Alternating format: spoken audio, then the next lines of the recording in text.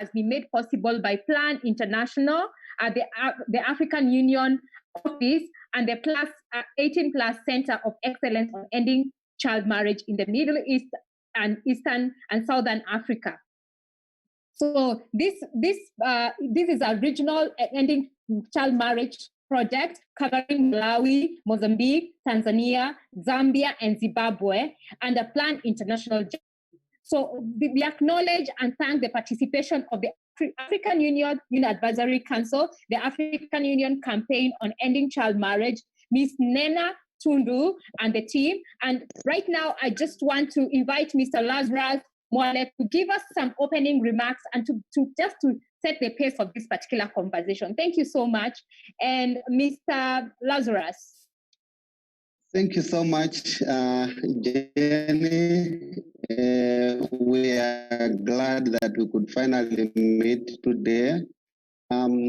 Particularly very happy that the young people have managed to join us for this very, very important webinar. This is your platform. This is your time. Like the moderator has stated, really, Africa is a youth continent. The youth make the majority of our population, but at the same time, we are ravaged by so many problems as we are meeting here on the issue of child marriage and also teenage pregnancy. So let me just start from the outset by thanking my colleagues in the African Union Liaison Office for Plan International, and also the colleagues in the country offices, namely Malawi, Tanzania, Zambia, Zimbabwe, and I know many other colleagues are following us on Facebook, Mozambique, and the rest, and the entire 18 Plus Ending Child Marriage BMZ project team for organizing this very important webinar. But also not forgetting our sponsors, and these are colleagues from Plan International Germany. We are so thankful that you enabled us to meet in this manner. It's morning now in Zambia. I know somewhere else, Kenya, East Africa is afternoon. Let me also welcome colleagues from the African Union Office, colleagues from Girls Not Brides. I have seen Nolene has joined us here. And also, let me also state that we are in a difficult times as a world, not just Africa alone, because of the global pandemic of COVID-19. And we know that the effect and the impact of COVID-19 is weighing heavily, especially on our effort to end child marriage and the teenage pregnancy. We've had these problems even before COVID-19 came, but with the effects of this pandemic that has restricted movements and has also killed many people, people have tended to retreat into their homes because of restrictions on movement. And these measures that have been instituted to curb the COVID-19 pandemic have had their own negative consequences on young people especially. And we've seen schools closing, for instance.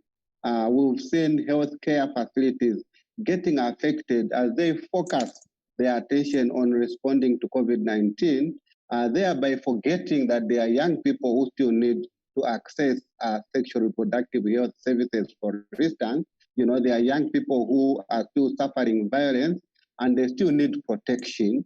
And so, you know, by mere fact that our national government response systems, our regional intergovernmental institution response systems have all focused much more on curbing this health pandemic. On the other end, another pandemic is rising, and we are seeing a rise in teenage pregnancies.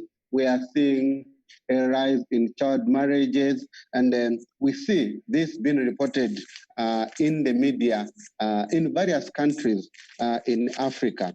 And so today we thought it's good to have a conversation with you, the young people, and get it from your voices. What is happening in your communities? What is happening in your countries? And I'm very happy that we have young people coming from, diverse backgrounds. Some of the young people are coming right from the rural communities where child marriage, teenage pregnancy is rife. And some of the young people are young activists who engage much more with national level state actors, regional level state actors.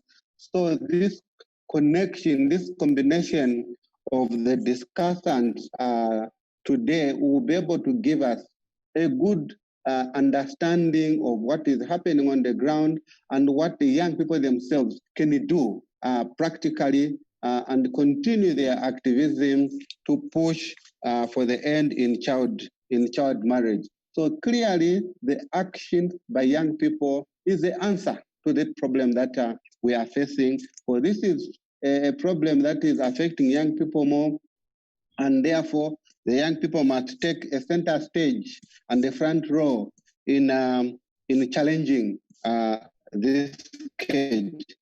So I am urging everyone to be much more engaging, be free. Let's have an interactive discussion. And what we are looking for is that at the end of this program, what recommendations can we make to various stakeholders? They could be stakeholders in our communities, traditional leaders, religious leaders, civil society. What do we want them to do to help the young people maintain and sustain their activism, even during this difficult time? So let me not take much of the time, Madam Moderator. I welcome everyone, and I wish everyone all the best as we discuss. I will hand over back to you. Thank you so much. Thank you. Much, Mr. Lazarus Moyle. We really do appreciate those very kind words, and for reiterating that we are the majority, the people are the majority. So the next, I'm going to invite Mr. Dario Abdullah Kamal. I hope I have pronounced that name correctly. He's a member of the AU Youth Advisory Council, to give us a few remarks and to let us know what, as the AU, you're doing on ending child marriage and the role of the youth. Thank you so much. Welcome, Mr. Dario.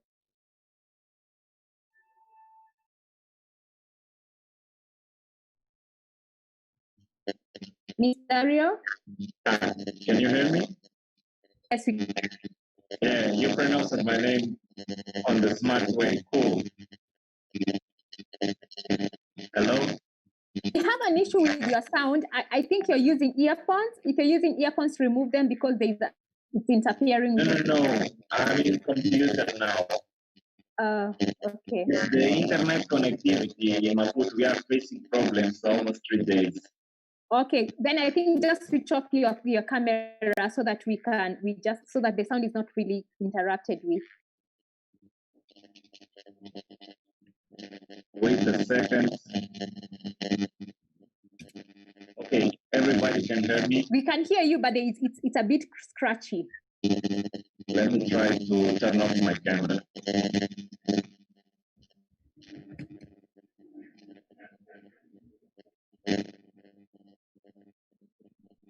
Better now? Hello? Just go ahead. I think it's something with the connection on your side, but just go ahead. Thank you. Yes, first of all, on behalf of the African Union Youth Advisory Council and Envoy, we appreciate that meeting. It's an important topic to discuss about child marriage in Africa and in this context. Thank you for joining us today for this webinar. So we all agree that child marriage is violating the children's and the human rights in specific regions across Africa. Child marriage is taking the place on a very wide range, especially getting deep rooted in the customs and traditions. However, it has a tremendous effect on the African society, specifically girls. As we saw, according to the recent studies on child marriage, was 54% results showed large disparities across Africa countries, ranging from around 20% to 81% prominent countries in the child marriage, where Niger, Chad, Guyana, Mali, and Nigeria, they have more than 65%. We think that the reasons behind the child marriage is also crucial to highlight the many reasons of the child marriage happening in Africa, which range from poverty, which push families towards marriage, to custom and traditions, gender discrimination, and inequality across Africa, and the image that girls equal don't value as a voice. The effects of child marriage on the society and girl rights is a huge, especially on their education. It often pushes girls to be dropped out of school, and it also results in the pregnancy and put girls at higher risk of domestic violence. Going to the African Union efforts towards combating child marriage, what I can say is that since March 2023, the African Union Office of the Youth Employed pioneered the virtual AU Youth Consulate series on COVID-19 and convened more than 12 consultations focused on groups discussions over than 500 young leaders from more than 43 African countries, including 3 consultations on young women, challenged and concerns. The outcomes of the consultations show that the child marriage increases the death crisis of coronavirus. So some of the recommendations that comes out from the consultations, I can let you know, are implementing policies and programs against the child marriage would help to prevent adverse outcomes among women. Developing communities-based campaigns that raise awareness and end in child marriage and allow girls the rights to realize their full potentials while improving maternal and child health. Helping to create economic opportunities for young women and girls, mobilizing and engaging the village chiefs, traditional leaders, religious leaders, and community members to abandon child marriage and encourage people to end that practice. Using innovative ways and online platforms to disseminate awareness, especially in the light of that coronavirus pandemic, which stands as a barrier to reaching the grassroots girls. Our office champions the African Union campaign to end child marriage in Africa, which focuses on accelerating change across the continent by encouraging EU member states to develop strategies to raise awareness of the and address the harmful impact of child marriage. The need to end child marriage and other harmful practice affecting women and girls is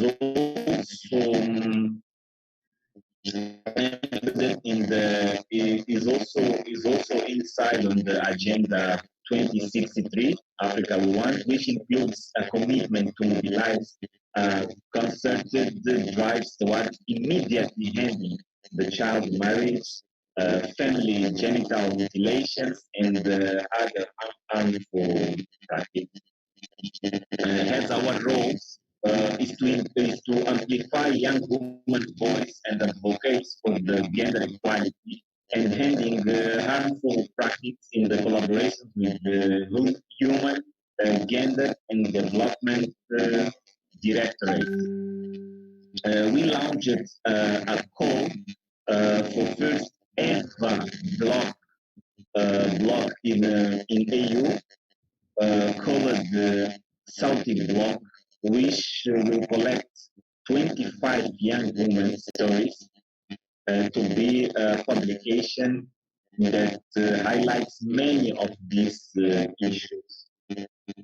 The African Union is also articulated the children's rights in the African Charter on the rights and welfare of the child, and particularly to preserve the children against child marriage and guarantee their rights in education, which are started in Article 4 on the best interests of child and Article 11 on education.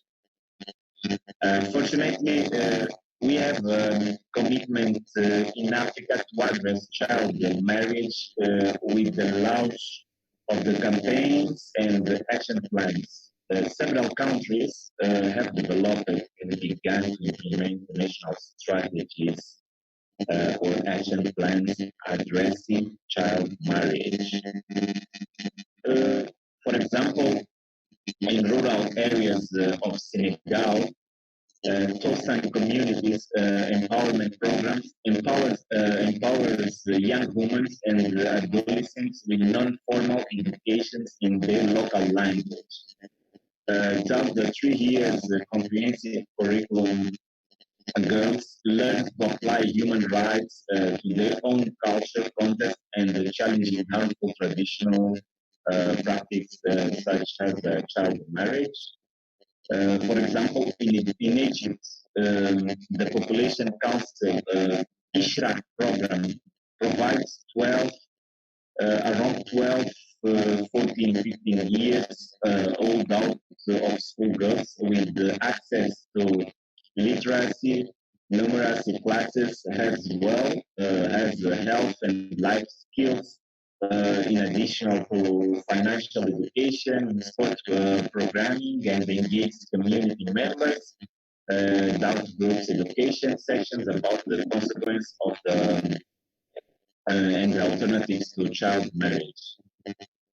So what I can say in conclusion, that for us, we think that it's time for Africa to fulfill its vision for emergency and development according to the Agenda 2063. We must take it serious, and that can be done without the youth who are able to turn Africa's commitments to the real actions. We must pass this from the documents to the reality. This is how we think. Thank you.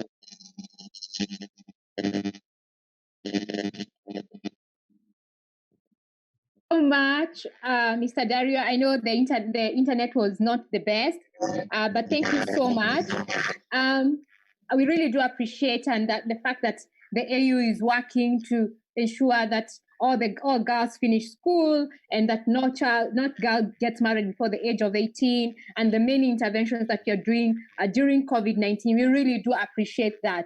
So before we go on, I'm going to invite Ms. Nolene Sang from Girls Not Bride to give us a few remarks. So Nolene?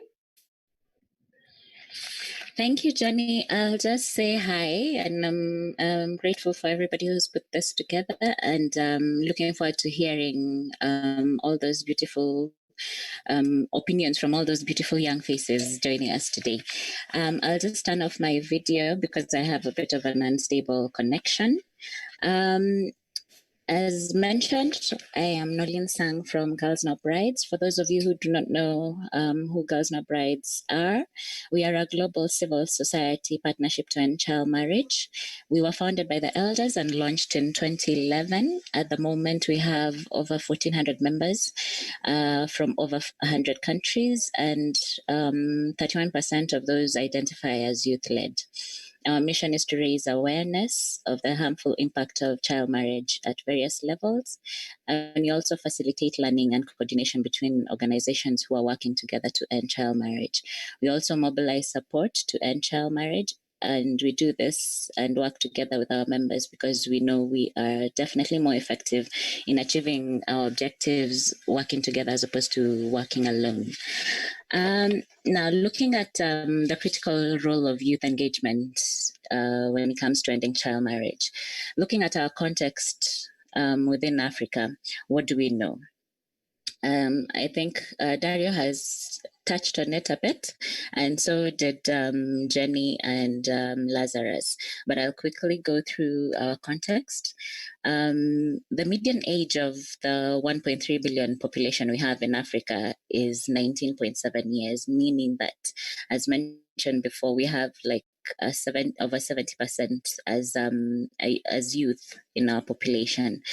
Child marriage in Africa is varied in different contexts. So we have high prevalences in countries like Niger, which is at 76%, and low prevalences in countries like Algeria, which is at about 3%, and Rwanda at 7%. According to UNICEF, the overall prevalence of child marriage within the African continent is higher than that of the global average. And basically, if this trend continues, we are likely to see more than half of the child brides in the world coming from Africa in 2050. With the current context of the pandemic, there has been significant disruptions to all the planned work and efforts that have been going into ending child marriage. And according to UNFPA, there's likely going to be an additional 13 million child marriages taking place that would not have happened between 2020 and 2030. So with that in the background, why is it crucial to involve the youth in ending child marriage? One, young people, and for this context, young people will be between ages of 15 and 24. Young people are directly affected by child marriage. So it is important that their voices are represented and we hear what they have to say. So keeping in mind that nothing should be done for the youth without the youth. Second, young people can break the generational cycle of child marriage. Research has shown that those who have been able to stay out of marriage make sure that their own children don't get into early marriages. It's also been shown that those who've been able to avoid child marriage or escape child marriage can be also they're powerful change agents and can be powerful role models for girls within their own communities and have been able to inspire other girls within their communities to stand up for their rights and helping them to imagine a better future for themselves. Thirdly, young people can help us achieve results on a larger scale. In most of the countries that child marriage is common, young people tend to make up half of the population. So by not engaging youth to end child marriage, we are basically ignoring the concerns of half of the population within those countries. And we are also keeping ourselves from achieving results on a larger scale. Fourth, involving youth in an effective strategy to end child marriage is important. Youth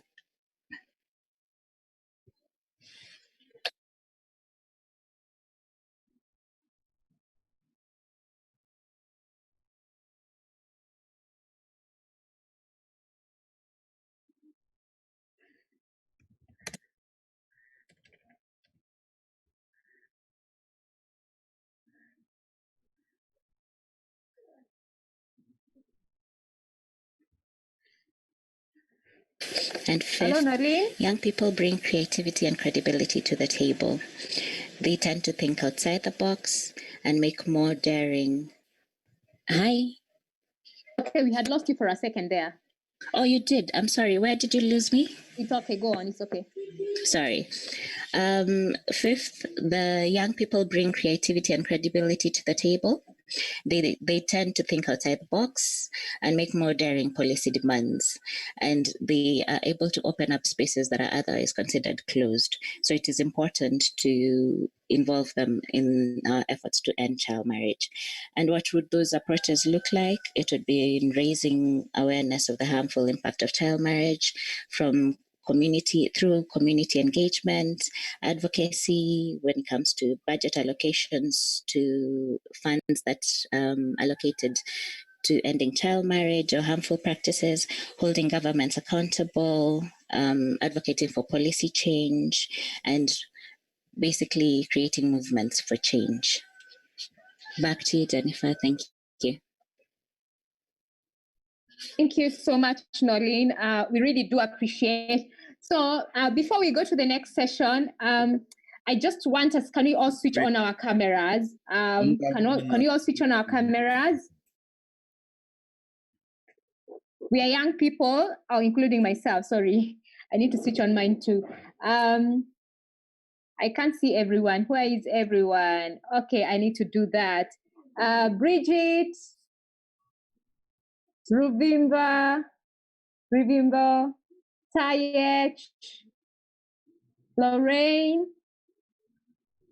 So, in 5, 4, 3, 2, I want you to tell me one thing that Mr. Dario said, and then you tell me something that apart from Lazarus and Dario and Nolene, don't repeat. So for the young people, I just want you to shoot. What did they say? So very, very quickly, so that we can be able to finish up and we go to our next session very quickly.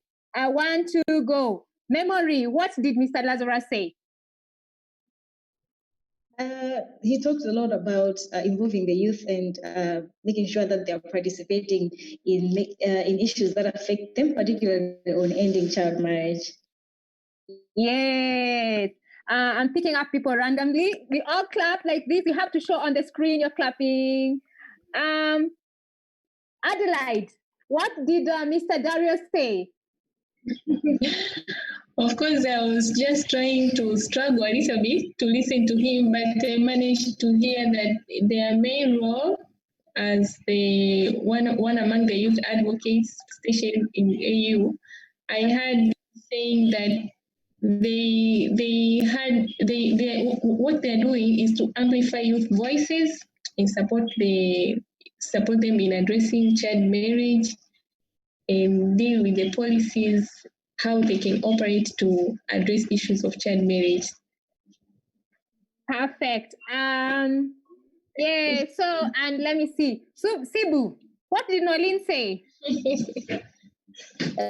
She mentioned that young people need to be involved in a campaign against child marriages because we are the most affected and we think outside the box.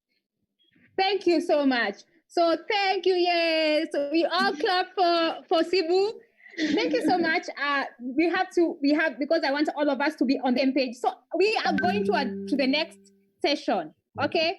And we are going to discuss about community youth-led organization and what their advocacy and what are they doing at the community level. So my first question goes to Valentino. Dalcio. Dalcio from Mozambique. You can hear me, Dalcio? Unmute yourself, please.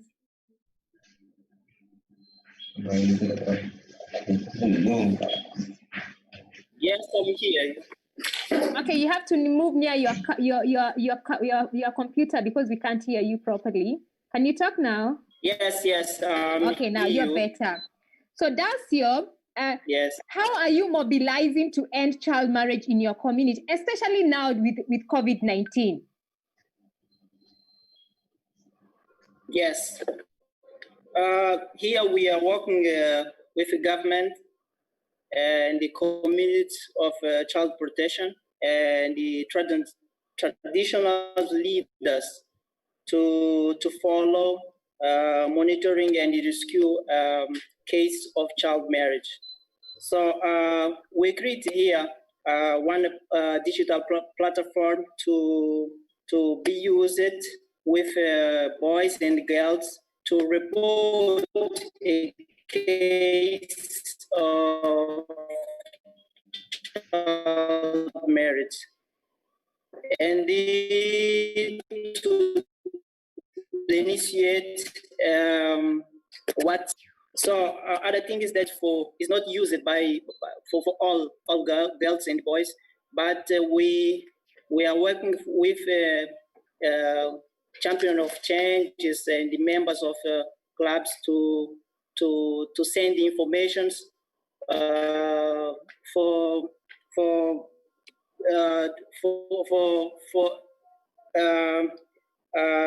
provide information to how it's important to denunciate and report his case.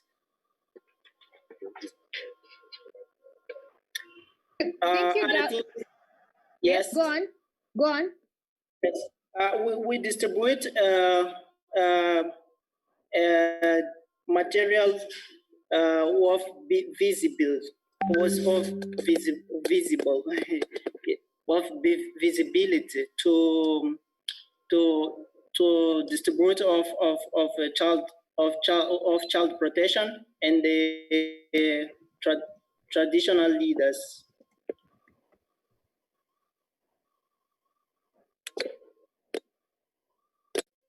Thank you, Dacio. But let me read this name properly. I hope I don't misspell it again. Valentina from Tanzania. So, what opportunities and challenges exist in your specific community when it comes to ending child marriage advocacy? Valentina, are you with us? Yes. Okay. Challenges and opportunities doesn't first mean. Sorry. Hello. Yes, go on.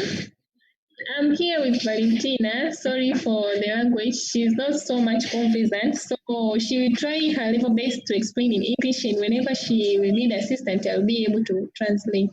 Can she do in Kiswahili and then you translate the response in English? Yes. Okay, let her do it in Kiswahili. So swali ni kwa kijiji chenyu mnafanya namna gani kuhakikisha ya kwamba watoto hawaolewi mapema kama wasichana? Asante. Tunaelimisha jamii kwa kutumia maigizo na nyimbo. Yaani tunafanya maigizo ambayo yanafikia wanajamii ambayo yanahusu haki za kutetea haki za watoto na kuzuia ndoa na mimba za utotoni. Pia tunarekodi nyimbo na kupeleka katika jamii ambazo zinaweza kufanya kwamba watoto hawapati mimba au hawafungishi ndoa za utotoni. Asante. Are you able to translate? Okay. She said that one among the things that they are doing is they conduct or they set up the dramas which deliver messages to the community on around ending child marriage and early pregnancy, as well as their harmful effects and the rights of the child. But also they go further by recording those drama, and so that they can be able to deliver the message through the records they have done. So that's what they are kind to. That's what she's saying. Maybe she could say something what they do after recording the drama. Nazusha redioni zinawafikia wanajamii, yani wanasikia, wanapata ujumbe kwa njia ya kusikia kupitia redio. Yeah, and after recording the drama, what they do, they broadcast them through radio so that the community who have not been able to be reached, they can get them through the radio as one among the communicating platform.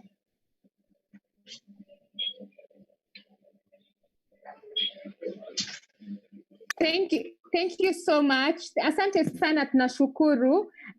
So my next question goes to Jeremiah. Uribwino Jeremiah.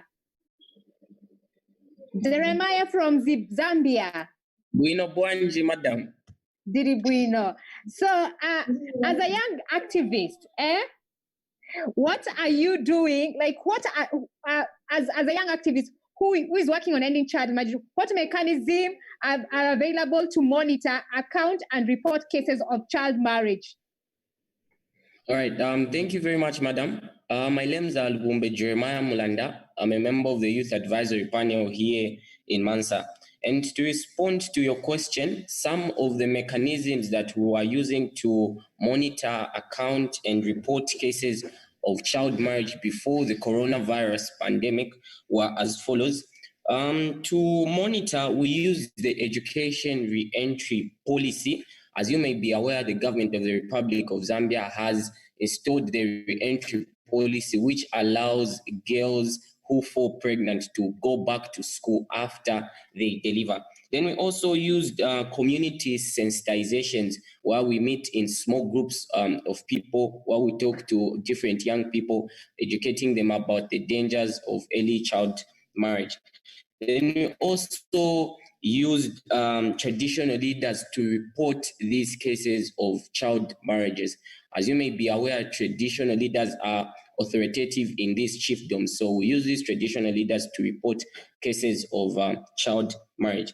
Then we also used the Lifeline Childline Zambia, which is a toll-free line where anyone can call on any network to just report any type of abuse that they are going through. So we use that one to report as well. Then in the communities as well, there's what is called paralegal desks. So these paralegal desks exist in all the communities and wards, and we use this to report child marriage cases. Then we also use what is called community child protection committees, where we can go at any time to report any cases of early child marriage. Then we also use civic leaders. As you may be aware, councillors, MPs, be it any person, if it's here in Mansa, many of them have been trained. So we also use that as a mechanism of reporting. Then to account for these cases, we use what we call activity-based reports. So whenever we have a sensitization, we do come up with an activity-based report just to account for the activity that we had. Then we also have adolescent-friendly corners, which exist in all the health facilities around these chiefdoms. So these adolescent-friendly corners, we also use them to account for cases of child marriage. So that was before the coronavirus pandemic. Now, after the coronavirus pandemic, generally, I can say it's very hard for us to account, monitor, and report cases of child marriage because we are still adapting to the new normal. As you may be aware, no one prepared for COVID-19. So it just came as something that we did not prepare for. So we are still finding ways and means where we can use and new mechanisms that we can use to report, account for, and monitor cases of child marriage. Thank you. Thank you so much, Jeremiah Zikomo. From Zim. Sorry, I don't know, Shana. I would have tried, but next time I'll probably try to speak it. Same case, like what mechanism are you using to available account to monitor, cases of child marriage, especially in the rural areas, they are happening. So what mechanism are you using? Panashe. Okay, thank you. So in Zimbabwe, we have youth clubs in the rural areas. In the rural areas, like the youth clubs that have been formed for these youth, where those youth, they can go and then there'll be individuals of the same age, not particularly of the same age, but youth, where they meet and then they talk about the issues that are affecting them, right? So in these youth clubs, they discuss the issues that are affecting them, especially the issues of child marriages, and then that is where they get to help each other. And then in these youth clubs as well, they also have mentors that help them, that guide them throughout the whole process, right? So whenever there's a case, how they monitor now these child marriages, whenever there's a case of child marriages, they then go back to these youth clubs and then they report the issues that are like they report the issues of child marriages, and then their mentors, they're the ones that then take action to report these cases to the local authorities. They can report to the police. They can also report to the social workers that are around them, other local authorities that they can use in order to end these child marriages. And then there are also just like other countries, we also have traditional leaders. We're also working with traditional leaders that are in the rural areas in order to end these child marriages, because these traditional leaders are the ones that have direct access to the people that are in the rural communities. And then whenever there's a case of child marriages in the rural areas, the traditional leader then identifies them and then they report them to the local authorities, and hence we end the child marriages.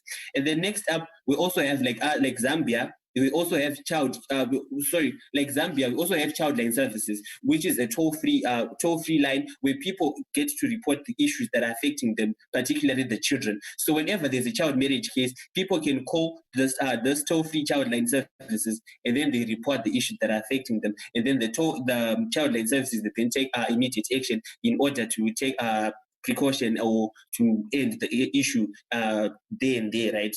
And then next up, we also have the police, the victim-friendly unit that deals with children, and then other cases that are maybe gender-based violence, and then gender abuse. So when there's a case, when there are such cases of child marriages, the people can simply walk into the police and then report the issues to the victim-friendly unit, and then the victim-friendly unit then goes and then takes immediate action in order to end these child marriages. And then at the end of the day, where child marriages are monitored, right? And then we also have safe shelters in the rural areas, which is a work-in place that is there for people, that people can go, or the children can go whenever there's issues that are affecting them, especially these child marriages. So whenever a child is engaged, or when there may be the issues like abuse at home or whatnot, these children can go there and then they walk in the safe shelters, they are safe there, and then they can temporarily stay there whenever through the period whereas the people of this safe shelters deal with the issues at home that are affecting the child at home, and then they go back at home when it's now safe to do so. So these safe shelters are also another initiative that has been taken in order to monitor these child marriages. And then we also have child protection committees that also work in ending these child marriages and other issues that affect the children, such as the sanitary way, and then the other issues, such as maybe in this COVID-19, the issue of not having access to education, and issues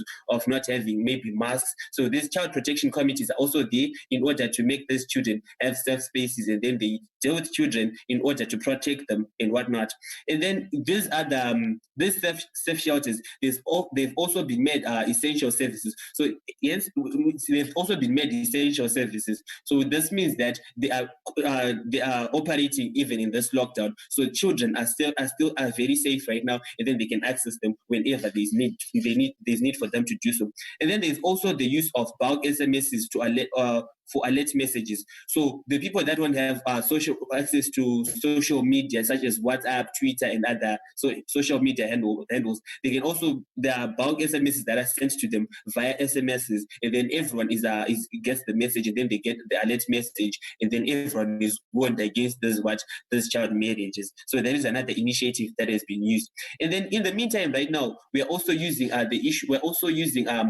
as children, we're also using media advocacy. We can go on radio, and then advocate against child marriages, we advocate against gender-based violence, we advocate against most of the issues that are affecting those children. So when we go there, media advocacy, for those that don't have social media, radio is everywhere. They can go to the growth points wherever they are, and then they listen to the radio, and then people get to hear the message that child marriages are supposed to come to an end, and then they are bad, and then the consequences that also come with this child marriages. And then by so doing, we reach a wider audience, and then a lot of the message is heard by a lot of people instead of a very few people that only have access to social media. And then also these youth that are in the community, we're also urging each other to be studying right now. We're also urging each other to be studying in this lockdown. that so that they don't lie idle and then they stay safe against these child marriages. Thank you. Thank you so much. I can see people who say they want to contribute. I've seen your comment, Dalcio, that you use. Thank you. The messages that you use also use radio in Mozambique in passing on information and stuff like that. So I want to go to is it the heartworm of Africa in Malawi? So how do we strengthen and influence lobby capacity? Judith, Uripo? Uripo? Okay. Wazuka? Ndazuka kainuyo. Ndazuka. Zikomo. Okay, so how do we strengthen and influence and lobby capacity of a youth organization who are committing to end child marriages? How do we do that? Okay, I think the capacity of the youth can be strengthened by involving the young people at all levels. Practically, I am the champion of change in my community. So I mobilize and provide awareness meetings to the youth concerning child marriages and pregnancies, and also sexual reproductive health services. And besides that, I work hand in hand with traditional leaders, parents, and also some organizations. For example, the issue of cultural practices. This hinders a lot of girls' education. So we talk to the traditional leaders so that they can set a rule that can favor on girls so that they can go on with education. And by engaging youth in decision making, this will help them. Will help us, the youth, to express our views on different issues happening in district, community, and also national level. So we always say that youth are the today's leaders, but now I say no. They said youth are the future leaders, but now I say no. We are today's leaders. Just give us the chance. We can do it. And then government should consider the youth during budgeting time. So, and by building capacity, we are the youth who work on the ground. So by providing us with special trainings, the youth who can do better, much better. This will help us to boost our knowledge, attitude, and so practices. And I thank the Brand International, Jeanette, for motivating us by giving us a special trainings, and so have a time to pay a visit in our clubs. Have a time to pay a visit in our club. So this inspires and motivates a lot of youth in our community. So thank you very much.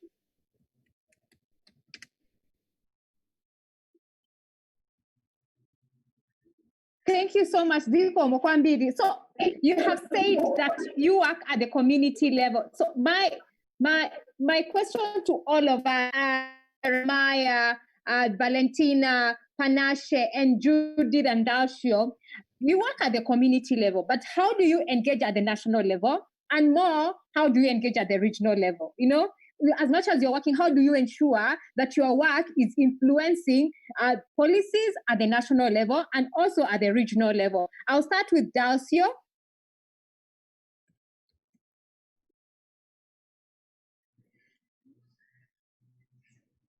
Dalcio? Are you there?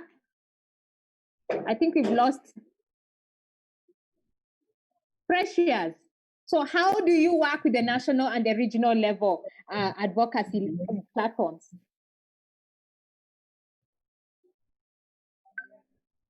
Precious. It's Panache. Oh, sorry, Panache. Sorry, you know your name is written Precious. Panache, sorry.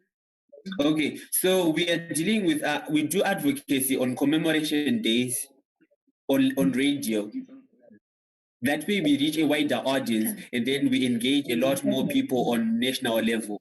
And then we also deal with the junior parliament, which gets to get an opportunity to reach out, to sit with the senior parliament and air out the issues that are directly affecting the children.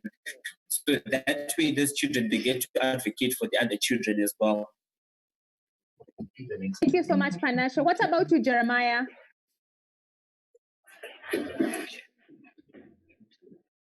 Jeremiah, how do you work with the national and the regional platforms?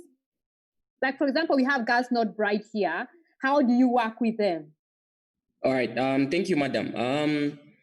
Here on Plan International Zambia, we have what is called the Youth Advisory Panel. So our engagement level, I think, ends at national level because we have what we call the Youth Advisory Panel National Committee. Apparently, I also sit in that committee. So there hasn't been much engagement at continental level, but I think at national level, we are doing quite okay. Of course, there's always room for improvement, but we have a national forum or a national engagement level, which is the Youth Advisory Panel National Committee, where we engage with different young people from different provinces here in Zambia. Thank you. Jeremiah, Judith, how do you engage with the national and the regional platforms? Judith? Okay. I partner with some organization at national level. For example, we present a petition to the parliament concerning about to ban the manufacturing and selling of such bills. So now I'm so happy that the government take it and the change has been done. Yeah. So much, Judith. Valencia, mnafanya kazi na national government na regional government namna gani? Valencia?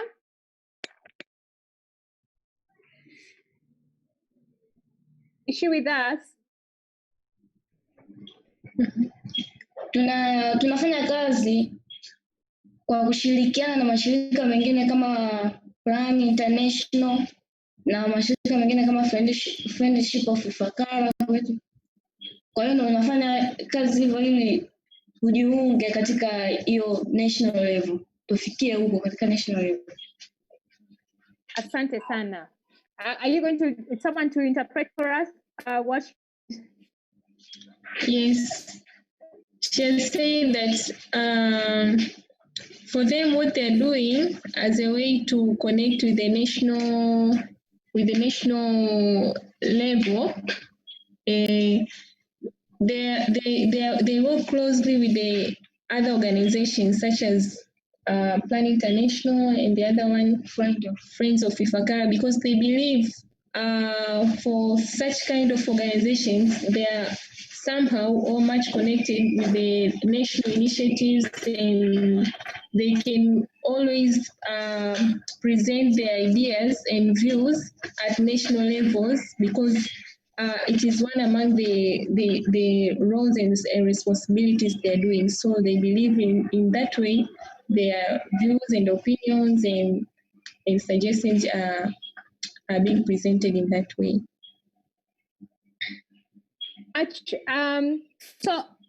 So we have discussed what we are doing at the community level, and it's commendable. I love the platforms that are being created in Zimbabwe. I love the re-entry school. I love the mass SMS ones.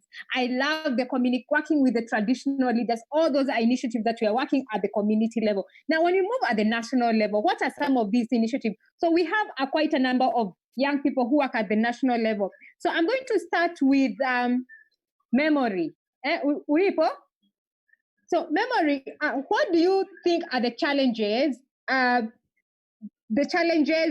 described by level youth advocates? Such, for example, like some of the challenges that Jeremiah has mentioned. Right. Thank you very much. Yes, the challenges that my colleagues have mentioned, I must say that it's really true. Those are the things that young people actually go through. as they are doing their advocacy work, and also just being able to interact with other young people in the communities. You see them maybe lacking things like opportunities for them even just to be in school and just to be able to make decisions on their own. So for us that work at the national level, we also engage very much with the young people that work at the community level, because from them is where we get the information on what is going on what is going on at the community level and what we can do about it as well, looking at the national level. And I think the bottom line, one of the things that actually happened, my colleague here from Malawi also mentioned about involving young people at all levels. And I think that is still a challenge, because most young people are not involved at all levels. Most organizations, particularly if they want to involve young people, probably they'll involve them for consultation, and then after that you don't hear from them at all, and they are gone, and you just see things happening. So that is still a challenge, because people that are implementing projects for young people do not see young people as people that actually can contribute to the implementation process, but they just see them as beneficiaries of the activities that they do, which acts as a challenge, because then when they come, the young people do not own these initiatives, because they were not part of the whole process. And I think that's one of the things that we also need to lobby more about, because it's acting as a challenge. You know, young people want to be empowered enough to also be part of the solution. And as already it was said in the remarks, in the introductory remarks, young people actually are creative, and they can think of solutions on how they can solve the challenges that they young people go through. And at a national level, this is something that we also need to advocate for. So particularly here, what we do at a national level in Malawi, particularly the way that I'm involved with PLAN, is that when we gather the information that our colleagues at the community level are doing, we take it to the bearers and ask them what is going on, and we also try to hold them accountable. And for us, also working at Team Veni, which is a radio station, and during this time of the corona pandemic, we're using the radio to get the messages to young people, because there's also another challenge is that there's lack of information in the communities. So the right information is not there, and just access to the information and also to the materials that are there. So we're using the radio also to make sure that young people get the information that they need. Also, they are aware of the opportunities that are there in their communities and how they can actually access these communities, because these opportunities, because sometimes the challenge is that the opportunities could be there, but young people don't know that they are there, and also that they can do something about these opportunities on how they can also access these opportunities. So for me, I would say that it is important that we're actually having this conversation, because then it also gives us as young people a chance to be able to participate in the things that are actually concerning us and to be part of the solutions and less of the beneficiaries, even though we are the ones meeting all these challenges. So for now, that's what I would say. Thank you so much, Memory. They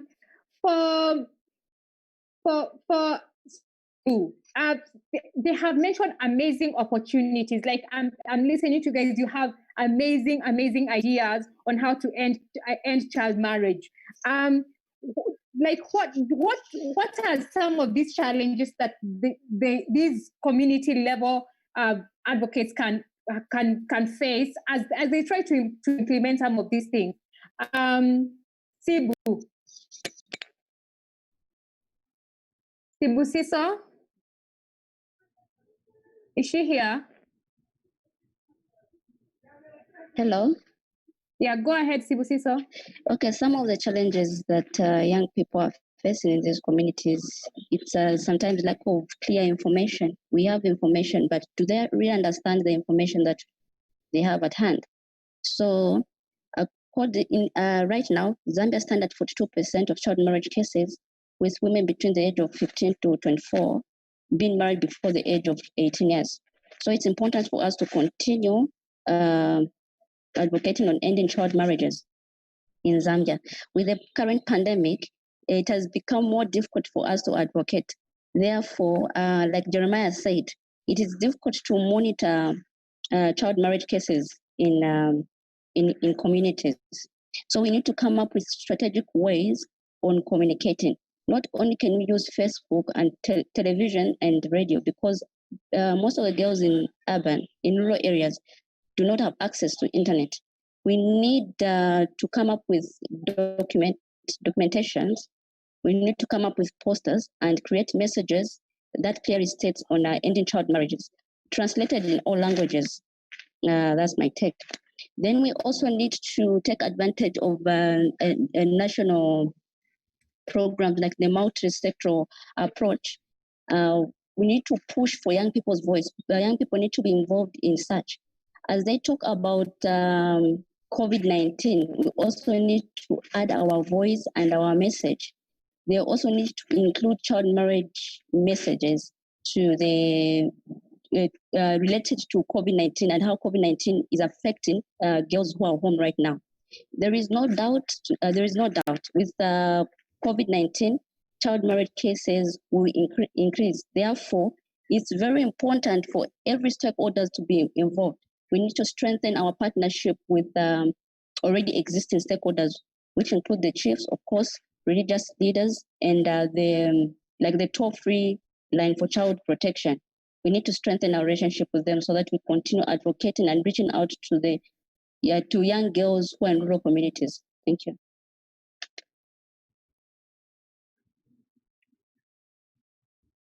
Thank you so much. And then Naomi from Mozambique, same question. Like, what are the opportunities and the challenges these young people who are working at the community level? So, how do we go about that? Naomi from Mozambique. Yes, here we have a big opportunity that the government is open to be advocated to eliminate child marriage, and the child protection and the community protection are two. So the problems or the challenge we see is that the girls and boys in our communities don't have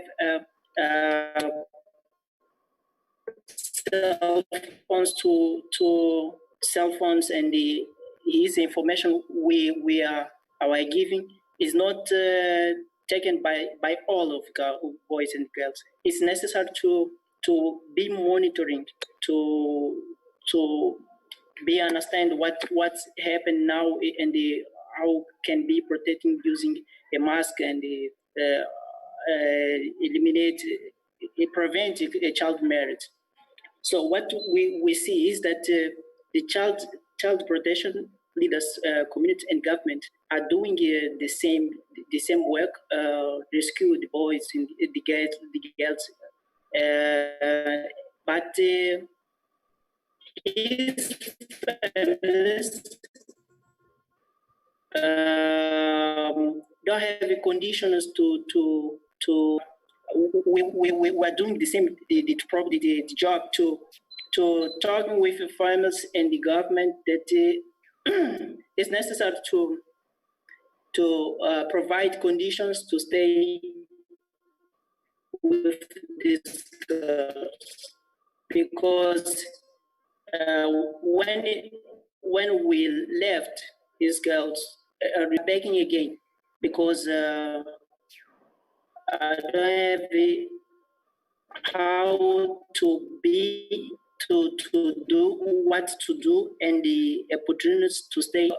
Our communities is poor, and the information we see that the information we are taking for these girls and boys is not taken for all. We are doing programs of radio, distribute material, visible material, but it's not taken for all. It's necessary to go to these communities, talk with home on home to stay home and prevent child marriage. Thank you, Dacio. I was Naomi. Is she there? Is she in? No? Is she there? Naomia?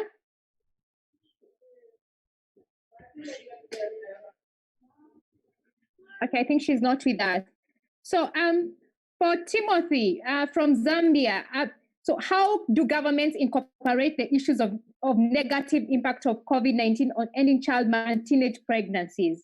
You know, what are some, like for example, I'm from Kenya, and we have had in the last week huge cases of teen pregnancies, big huge number, like in one particular county or district, what we call it, we have like 4,000 girls who are pregnant. So my question is, what is your government doing to deal with some of these challenges?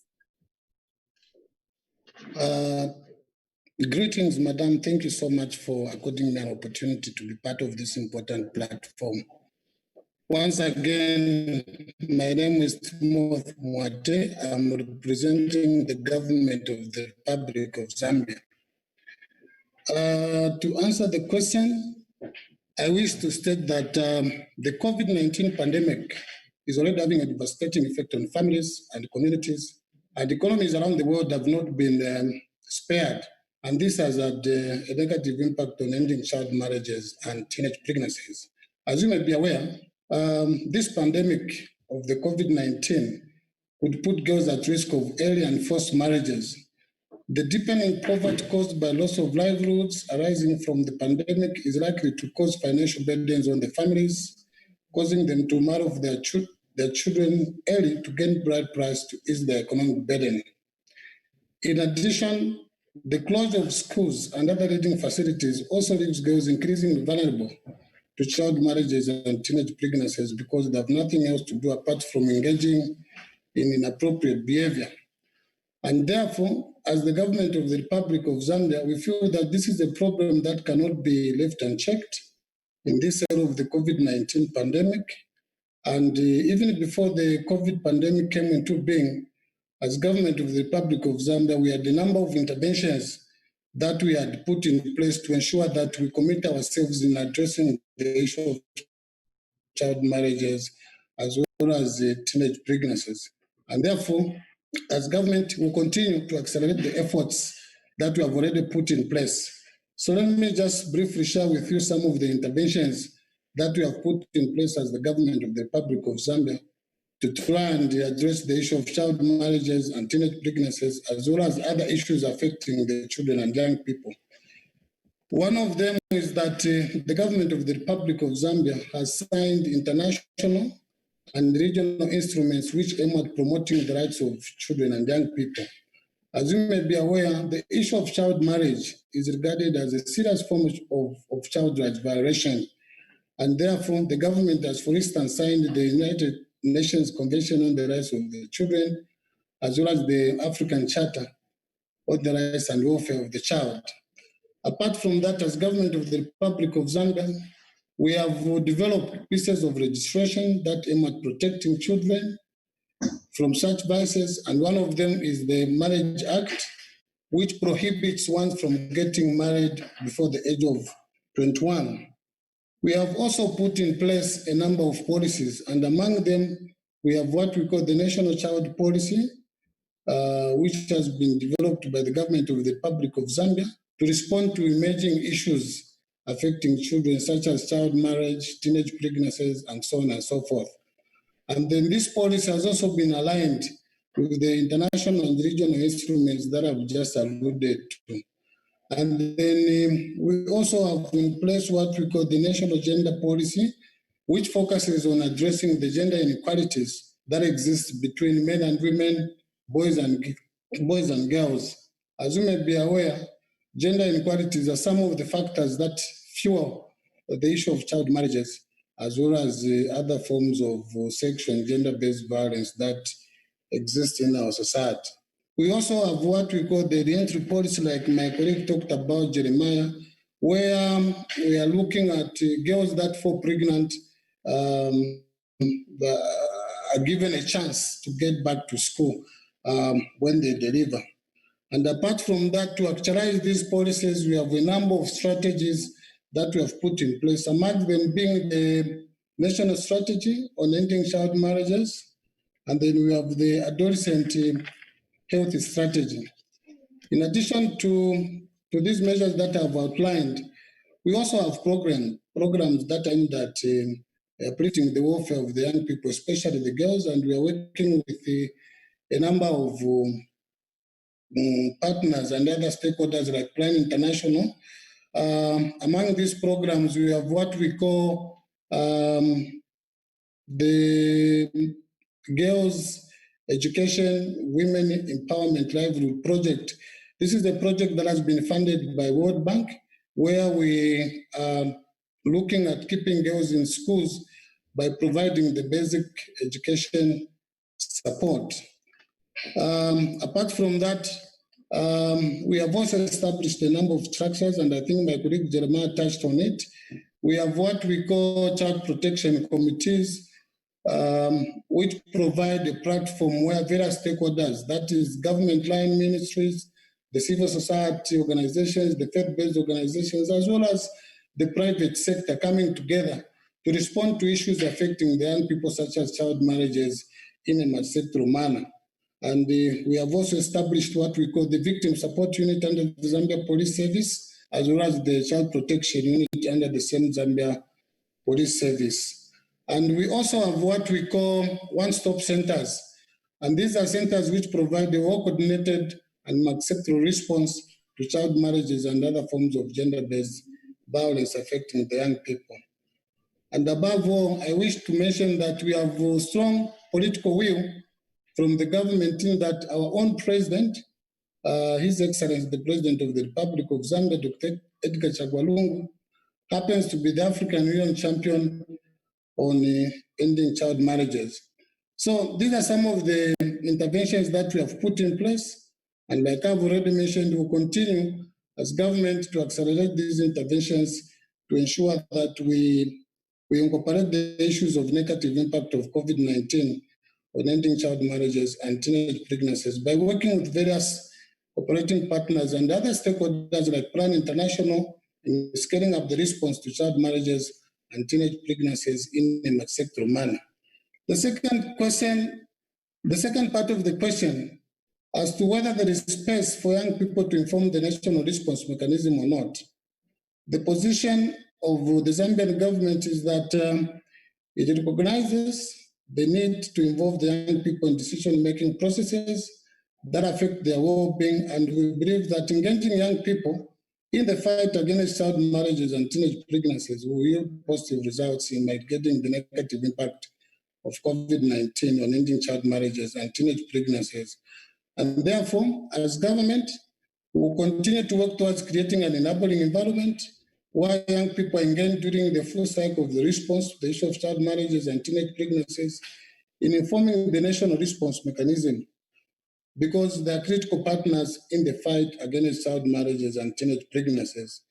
And we have what we call the Zambia's 7th National Development Plan, whose theme is accelerating development efforts without leaving anyone behind. This gives space to everyone, both the young people and the adults, to participate in development matters and other matters for the benefit of every citizen of Zambia. I thank you.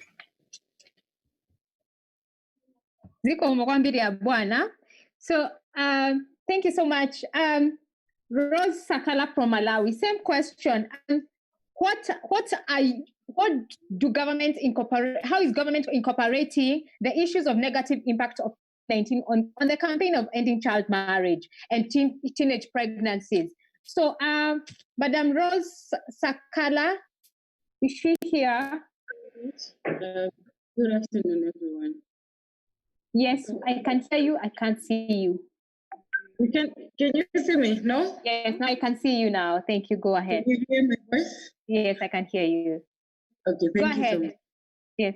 So I was saying that in the country at the moment, the government, in terms of child marriage response under the COVID-19, is not so much different from what Zambia is doing.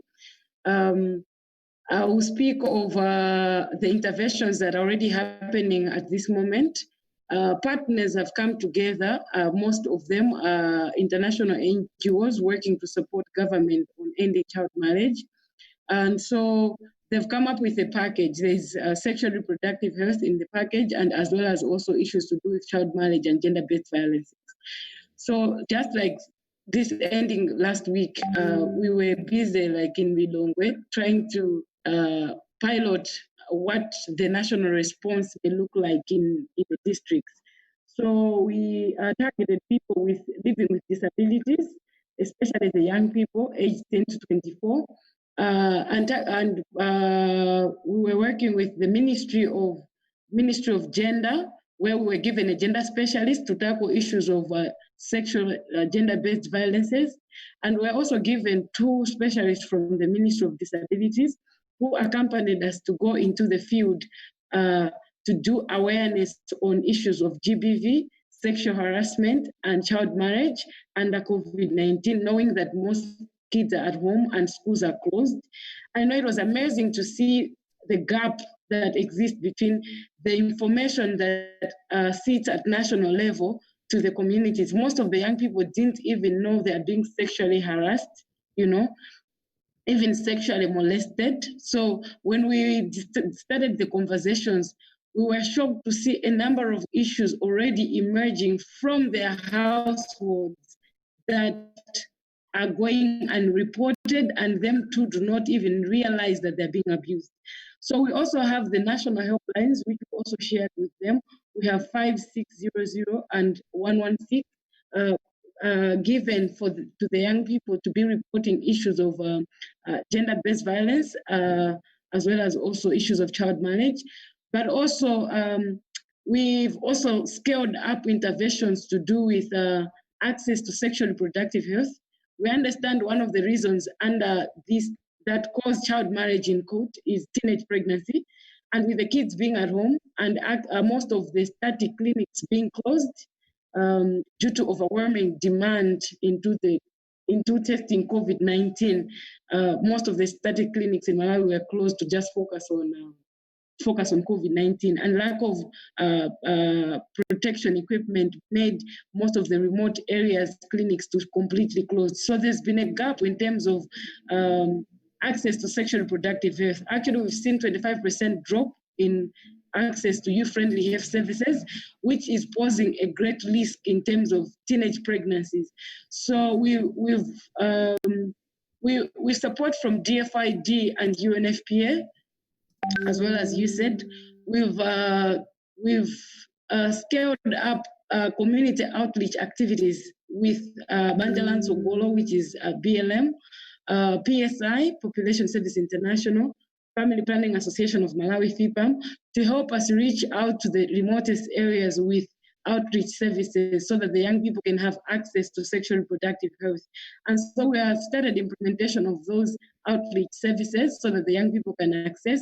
But we're also using a community model where we're using the community-based distribution agents, the CPDS, which some of them are youth and some of them are adults. So for the youth, they're called YCBDS, to provide door-to-door services on sexual reproductive health. So we're giving them an essential basic package for the young people so that even though they are home, they at least their sexual needs are not are met properly. But also aside that, the government has also introduced online learning. So at least for those, the urban youth can access, can learn online using free internet provided by the service providers. But I know of other partners like VSO, they are doing, they're providing tablets to rural kids to be able to learn at home the lectures that they would have learned at school. So that also will have, we've seen that the desire for the young people to get engaged and start, schools are closed, but it doesn't necessarily mean we're not going to learn. So it still gives them an attitude that we're still learning despite learning at home. And we have the facility, the tablet with us that can enable us to learn, because lectures are being uploaded on the iPad almost on a daily basis. So that has kept the young people also engaged. But also the government has made sure that under COVID-19 response, they've activated the one-stop centers like Zambia has done. But also we have 3 policies under review at the moment for partners to look into. We have the National Youth Policy under review. We also have the Youth-Friendly Health Services Policy Strategy under review. And also we have one policy that's the Adolescent Girls and Young Women Strategy, together with the Child Marriage Strategy, which partners are pushing in some budget lines to make sure that they are being operationalized at country level. So I think from Malawi's perspective, apart from the policy frameworks that we have, we've also seen an active youth participation under the response, because the young people have been the ones driving through the COVID-19 messaging in their communities. So they've been working closely with Ministry of Information and Civic Education to provide the COVID-19 messages, as well as awareness on sexual-based violence and child marriage. But we've also been working with opinion leaders, the chiefs, and those that have much power or influence to help us under this time. This week activities we expect a drop because it's an elections week. We just voted on Tuesday and results are not yet out. So most of the government as well as partner interventions are put on hold to monitor the situation. But we expect that after this week, we should be, and the results have been accepted, we should be able to accelerate our efforts to make sure that we reduce the risk of kids getting, or young people getting pregnant or prone to violences. Yeah. So I think that's what I can speak for Malawi at the moment. Thank you. Thank you so much, Zikomo. Rose, thank you so much. And the amazing work that you're doing as a champion of youth at national level. We really do appreciate that. And then Mr. Noel Chambo, building on what Rose has just said, how can government work closely with young people to address young women, to address the impact of COVID-19 on girls and young women in the areas like, for example, in education, you see like schools being closed and all, which is causing children, young girls to be at risk of being abused and child marriage, issues to do with health. Rose has spoken about SRH and access to sexual reproductive health services. Issues to do with law enforcement when a girl is being sexually abused at this time. How is government doing? What is government doing to ensure that they have reduced impact of COVID-19 on girls? On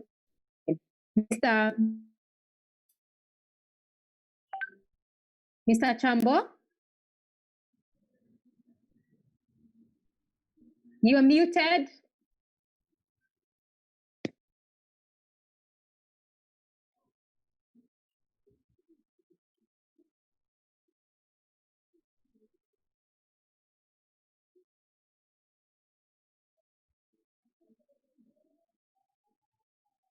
Mr. Chambo, we still can't hear you.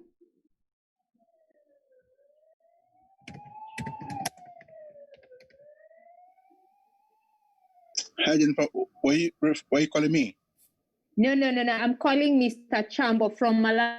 Oh, is it Chambo? I thought it was Sam. Okay, sorry. Chambo. Yes. Mr. Chambo, this machine. Hello, are you able to see me and hear me as well? Yes, now we can hear you. Go ahead, Mr. Chambo. Thank you very much for giving me this opportunity. And also let me commend my colleague Rose for elaborating the strategies which Malawi government is undertaking in response to ending child marriage in Malawi. More particularly this time of the COVID-19 pandemic. First of all, let me just say that the Malawi government recognizes the power of the youth. And for that, currently we are reviewing the National Youth Policy so that it is in line with other government policies, as well as we developed an ending child marriage strategy, which is running from 2018 to 2023. And specifically, there are a lot of objectives in this ending child marriage strategy. But Strategy number 2, it says that we have to increase the quality access to quality of and equitable and relevant education to girls. On top of that, another objective in this strategy says that we have to strengthen incomes of girls, families, and communities with provision of economic and other livelihood opportunities for the benefit of girls and their families. We understand, we acknowledge that the source of child marriages is all about going back to the families, their economic statuses, and most particularly those families in the communities, they are poor. And this is a driving force which forces children, more particularly girls, into marriages.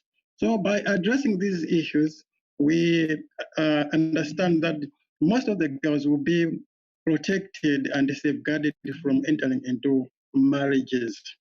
In response to education, the government has strengthened its response, and the emphasis is going to the education sector, whereby a lot of interventions have been developed so that girls and young children are not left out completely in the COVID-19 response strategy. As my colleague Rose Sakara has already elaborated, there are a lot of issues which are being undertaken. Radio programs pertaining to education are being aired on radios, and also the distribution of tablets, which most of the girls will be using, so that they are not left out completely from school. And the second question, which is on law enforcement, the government has devolved its powers to the communities, using the strategy of empowering the communities through their chiefdoms, whereby bylaws in protecting girls have been instituted and being followed. These bylaws were gazetted, and most of the areas, most of the communities are following there. And so that any perpetrator who is engaged in forcing a child into marriage is dealt with at the community level. And also, our police is also taking up its initiatives so that most of the girls are protected by making a lot of awarenesses and sensitizations on the dangers and the dangers of child marriages. We have emphasized the initiative of the community victim support units, whereby the girls who are victimized or have entered into marriage early, they are taken into those units so that they are a holistic package of service package is given to the children, more particularly girls. And on top of that, we have also developed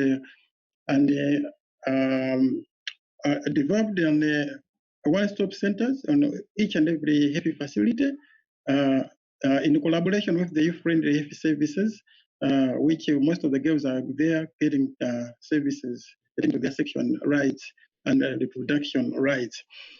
COVID-19 has not spared everybody.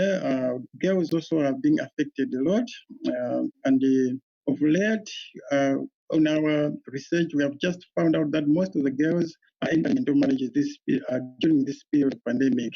We have increased our efforts with their partners like Plan and other organizations here, so that we are reaching out to more girls, sensitizing them, encouraging them through their youth clubs and the children corners, so that they are still engaged and met using the COVID-19 prevention measures which have been provided by our colleagues in the Ministry of Health. A lot has already been said by Rose. I think for the meantime, let me just stop there. Thank you.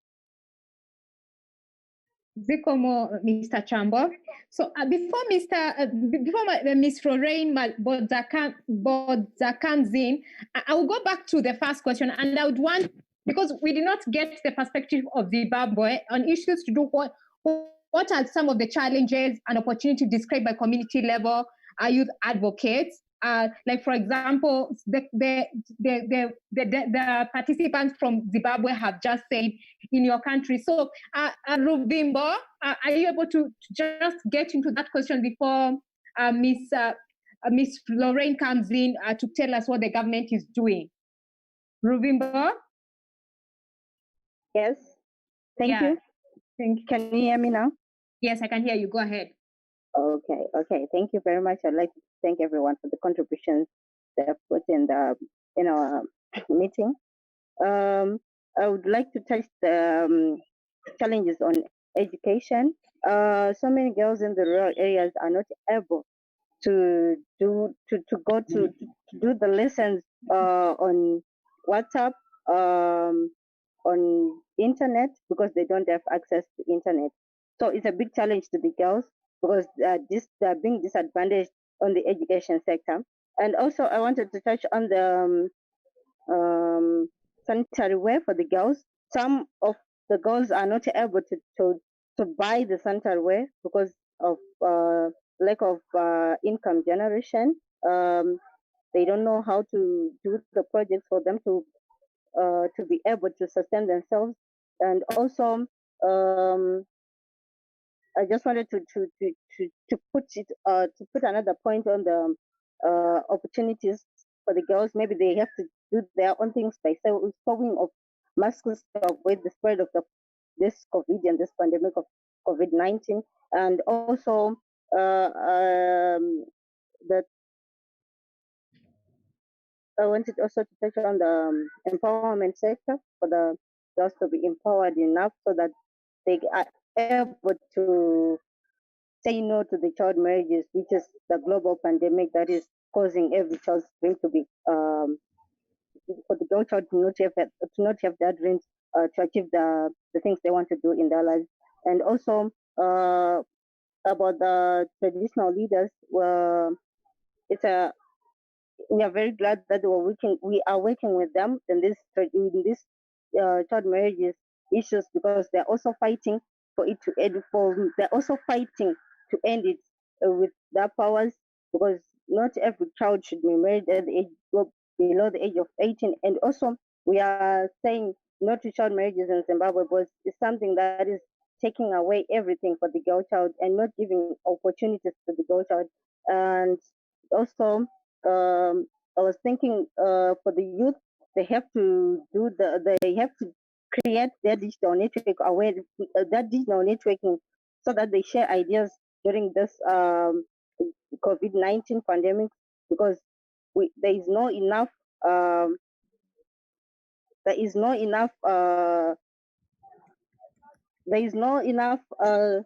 networking within the youth.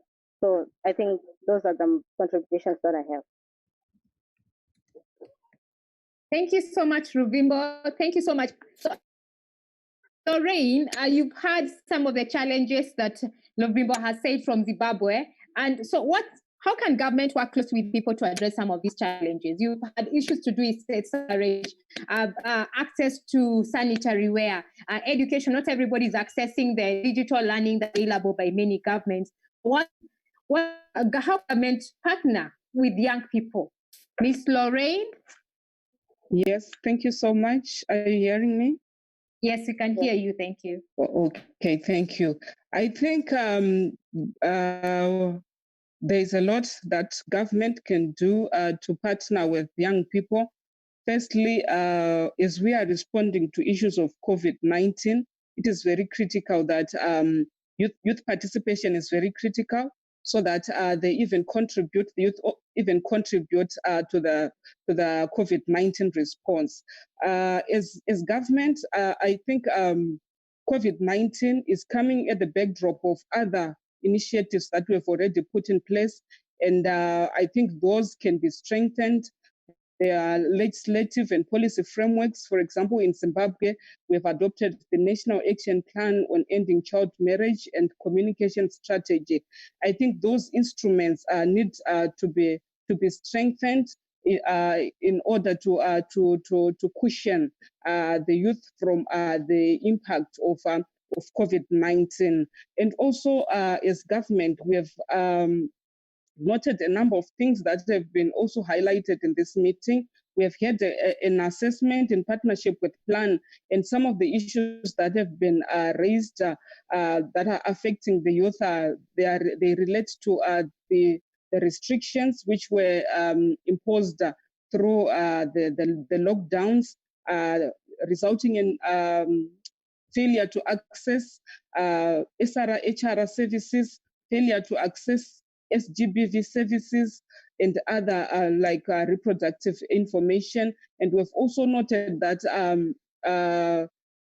services have been accessed mainly through virtual means, through WhatsApp, through Twitter, and other various social media platforms. But we have also noted the limitations that also come with virtual services. So I think there is also there are also platforms that have been put in place, especially by government, to ensure that there's stronger linkages and stronger engagement with the youth.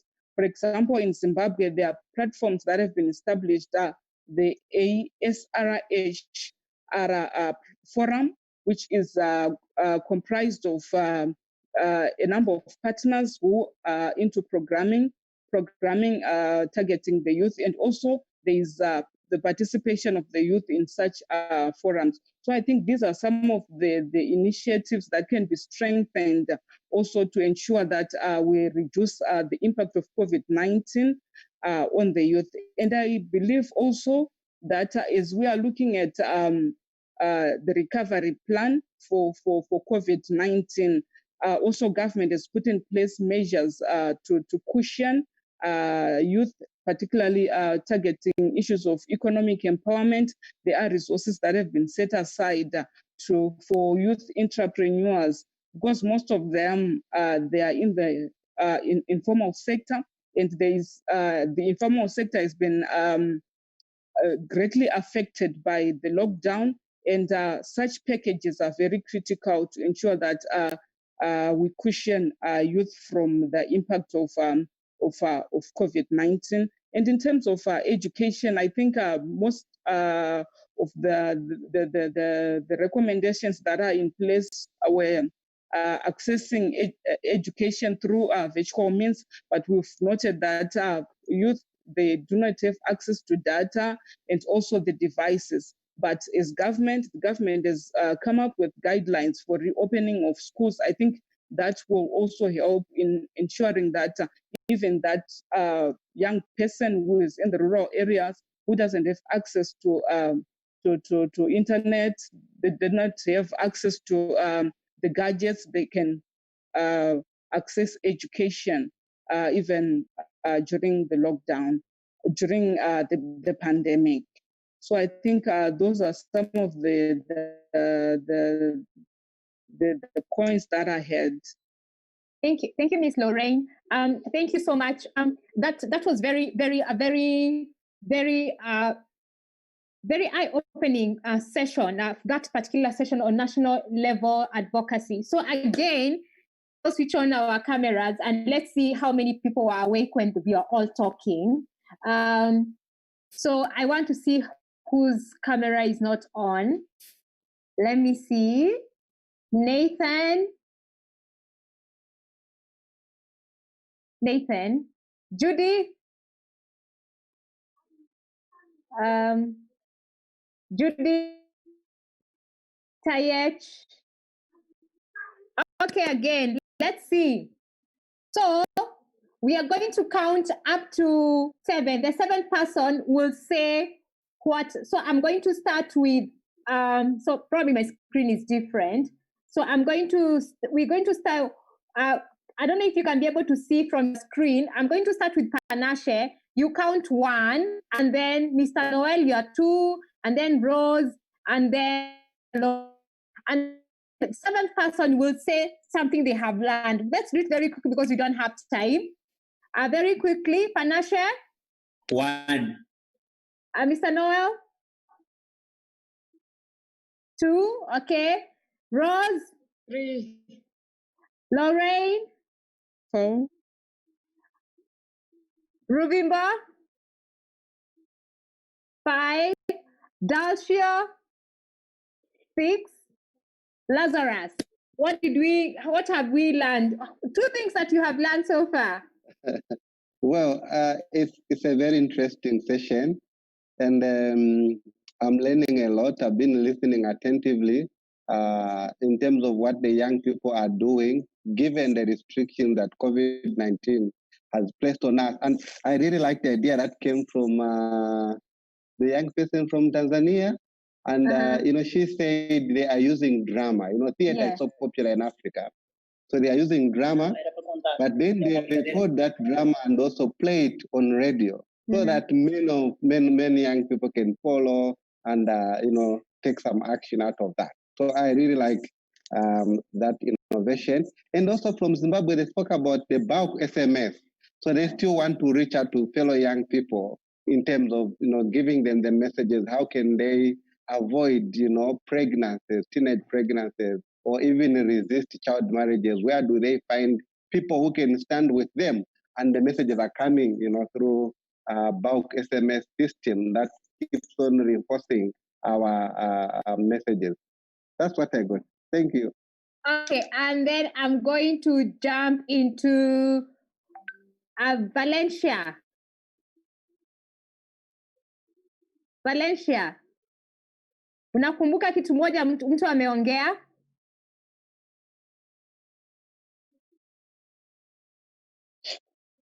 Hatukusikii. Okay, Jeremiah?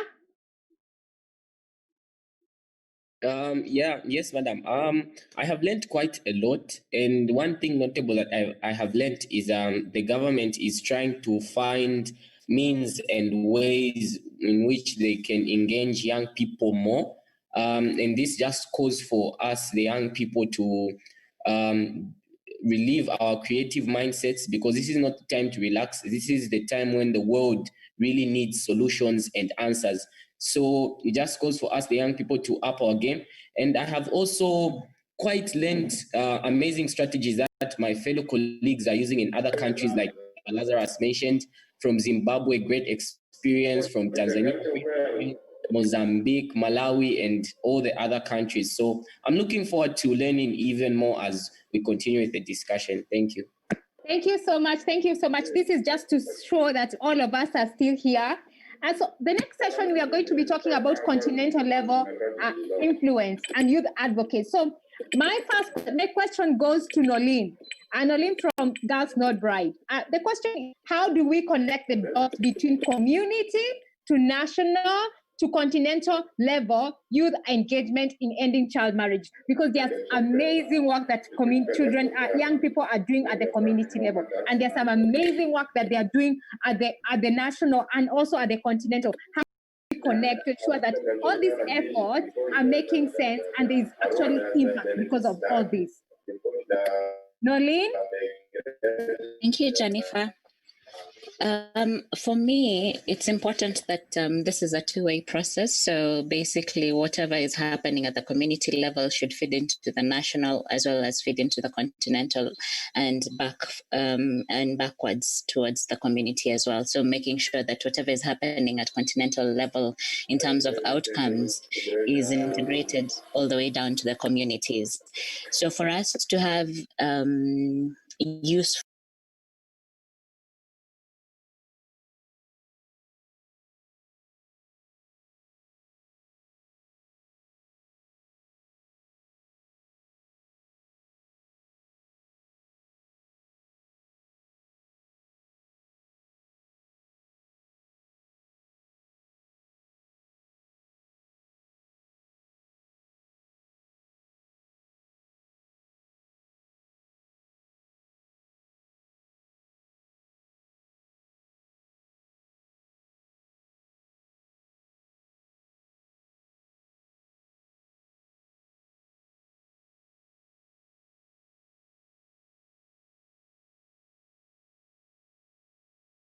just need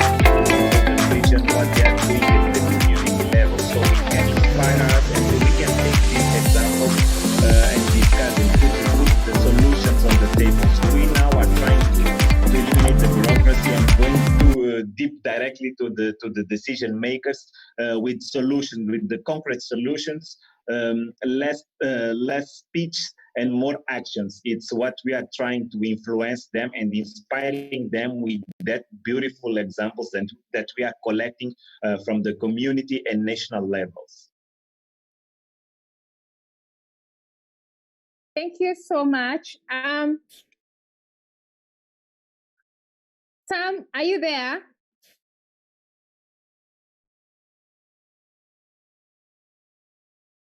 Sam? I don't think. Hi, Jennifer. Hi. Yes, I'm here. Was trying to unmute myself. Okay, welcome. Well, welcome to our conversation.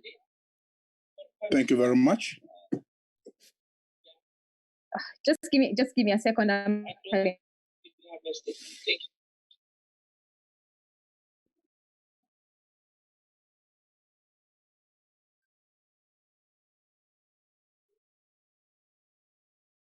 So I know you work a lot at the UN, at the AU level, and Plan International has been very influential in advocating for youth-led policies and stuff like that. But what do you recommend to the youth advocates at the national and at the national level to support youth engagement to end child marriage and teen pregnancies? Thank you very much, Jennifer. I would want to congratulate all our young people for this engaging conversation. I think I have enjoyed this. And just like Lazarus said, I have learned a lot. I actually have 3 pages of stuff I've written from what the young people have said. And I would want to particularly highlight the fact that the youth are the future, but they're also the present. And which then means that they have to be part of all the conversations and all the solutions that we come up with. And I like the idea where we're relating the youth work to the work being done at the African Union level. I think one of the things that I also pick from all the young people is that they are not just sitting back and waiting for things to be done. I mean, they mentioned a few challenges here and there, but I think what also came out is that they are engaged in various processes. They engage in working with traditional leaders. They engage in working with child helplines. They engage in raising issues around what they themselves are contributing to, which I think is very important.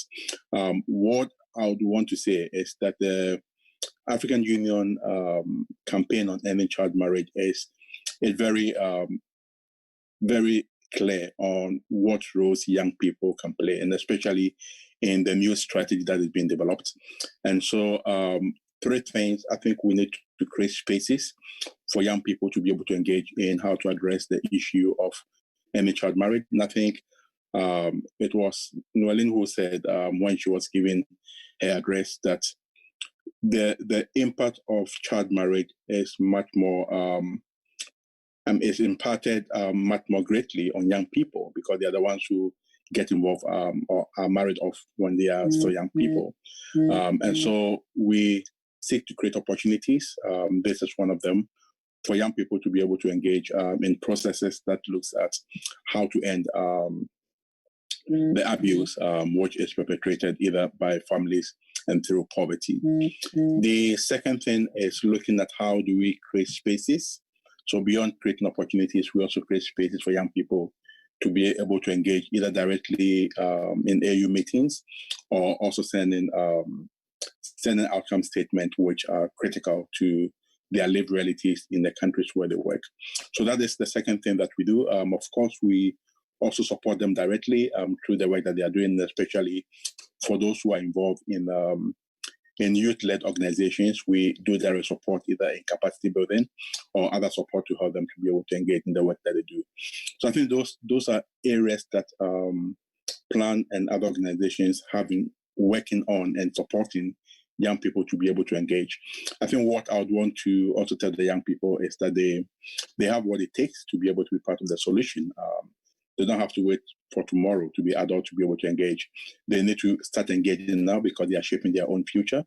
And Agenda 2063 is very clear on what kind of future we want for Africa, and is an Africa where young people play a key role in shaping our future. I think the other thing I would also want to touch on very briefly is the fact that we need to also ensure that young people are engaged also at the country level, and sometimes there is a disconnect between how they engage at the community level and how they get their voices escalated into the national level discussion. I think I was following that discussion, the intervention from the government official from Zambia who was talking about how they're engaging in policy. And I think sometimes what we do see is that we have all the policies in place and they are nicely crafted. So policies on ending child marriage, policies on re-entry, all the policies he mentioned, I think we can see that in most countries, the challenge has always been the implementation of those policies. And I think where I would want to encourage the young people, I know they talked about community level monitoring, but I think they'll also have to start looking at how do we monitor and how do we alert government when government is not implementing the same policies that are meant to improve the life of young people. So in conclusion, I would want to say a big thank you to all the youth, the young people, for their courage, for all they were able to share, and also for the panelists, and especially the government representative and our partners who also shared insights in how to involve young people in ending child marriage. Child marriage is an abuse. Child marriage is an infringement on the rights of young people. And I think as Girls Not Bride said, if the trend is not halted, will probably be a continent with grandmothers who are children, and their children are children, and their children are also children, because that is what we're seeing in most cases. And we cannot allow our social capital, which is our young people, to be involved in relationships which are not meant for people their age. So thank you very much. And I would want to end on this note.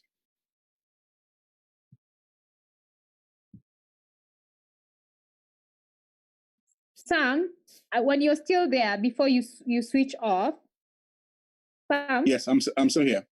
Okay, so before you switch off the camera, so you have I respect the amount of experience that you have working with the African Union, and how do we amplify youth-led accountability and agency and participation across the continent? Because I know we worked with different regions across Africa. How do we amplify that?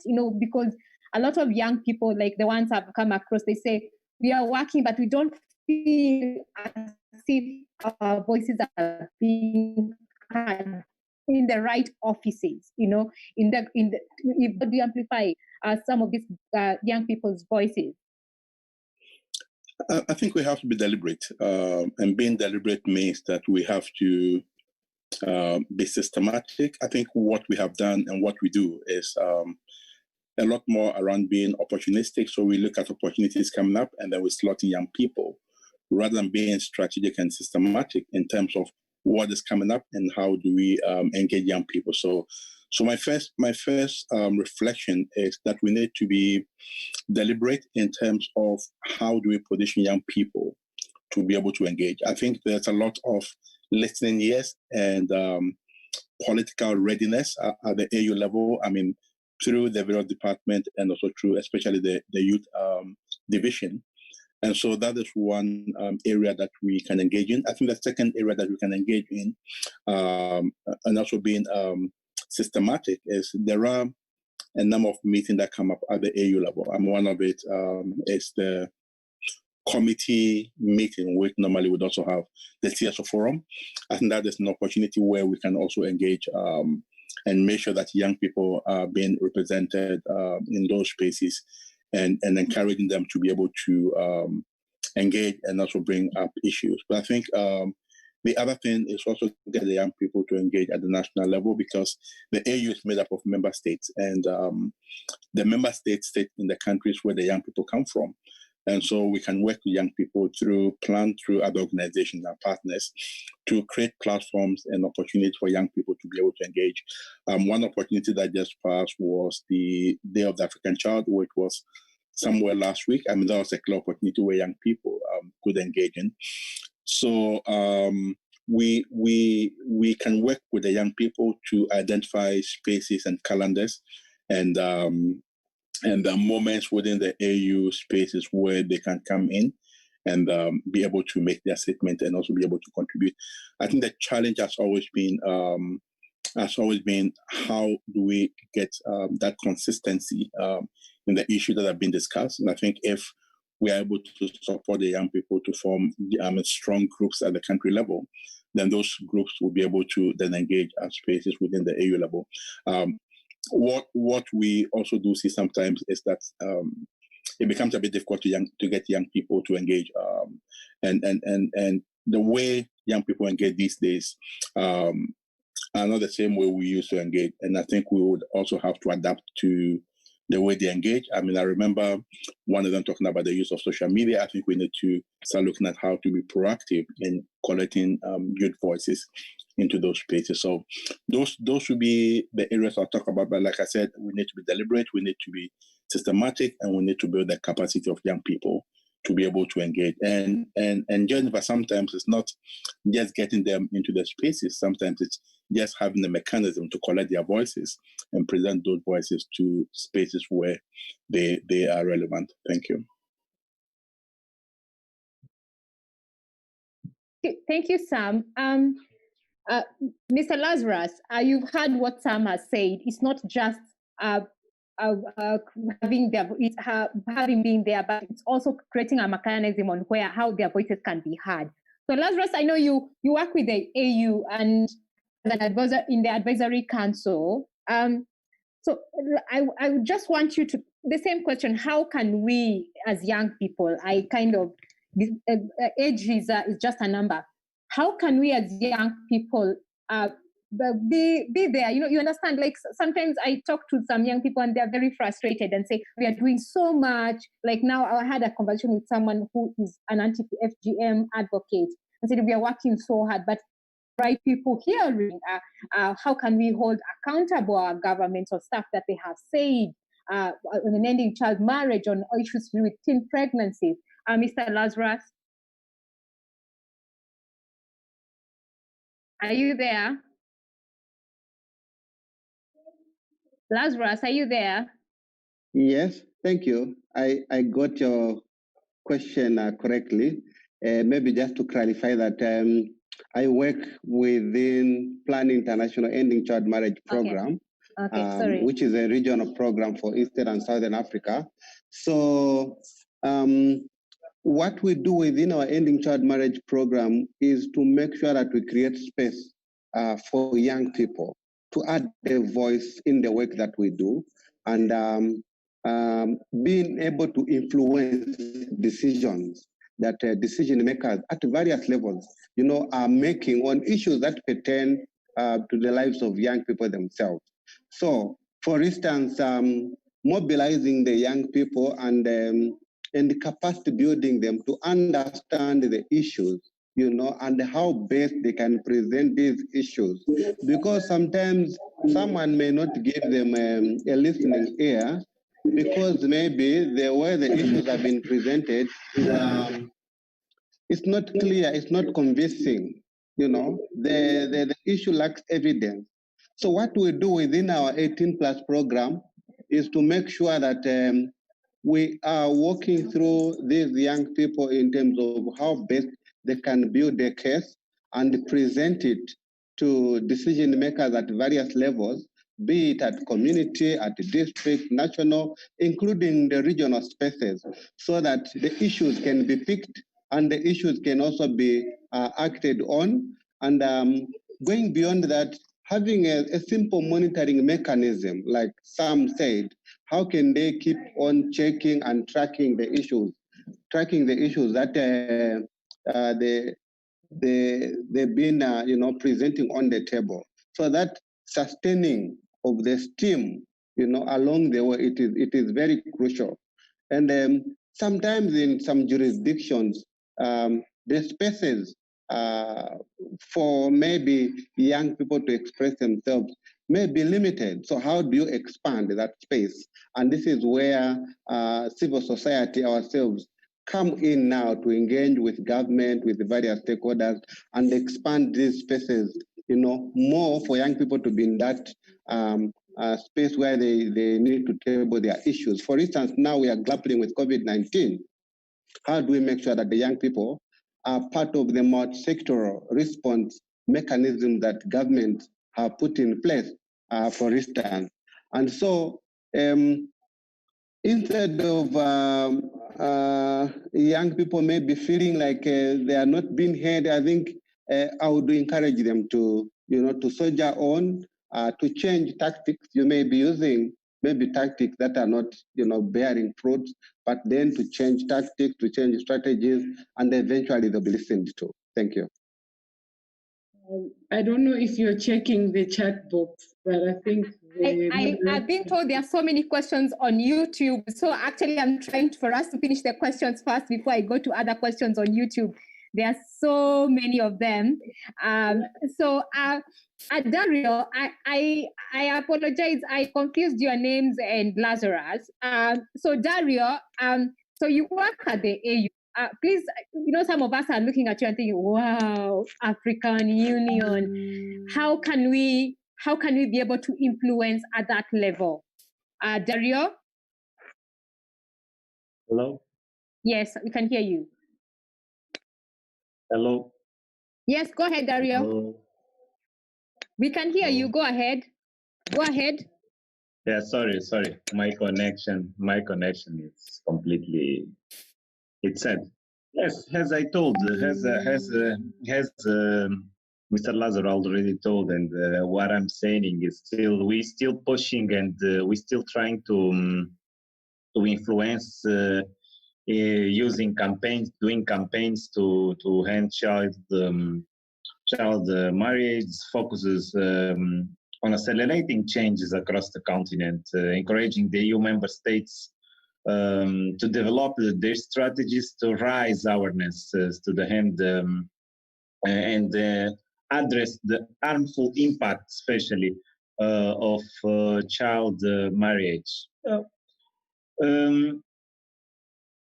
The need of the hand, the child marriage and other harmful practices, we just can influence that if we discuss, if we take it directly to the member states, because otherwise, the AU bureaucracy, AU is a big challenging even for us as organizations. All the member states have their own ideas, but we are trying to amplify and put the youth voices on the table. That's the best way that we can, as I told also before, that's the best way to use the national and community levels examples, and also trying to influence and discussing with the donors and the partners, like, for example, Plan, international to support our voices inside of the African Union. That's why we are trying also to mobilize resource also, and also it will include it includes also commitment to mobilize also the concerns drive towards immediately ending child marriage, where we included also the family genital mutilations and all the and others harmful practices that we are hearing from the continent. Also using the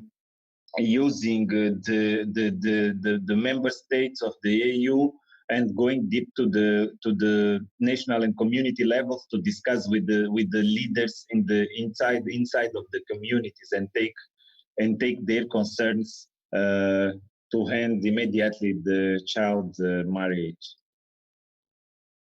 I had an experience I wanted to share on youth-led accountability from community. Okay.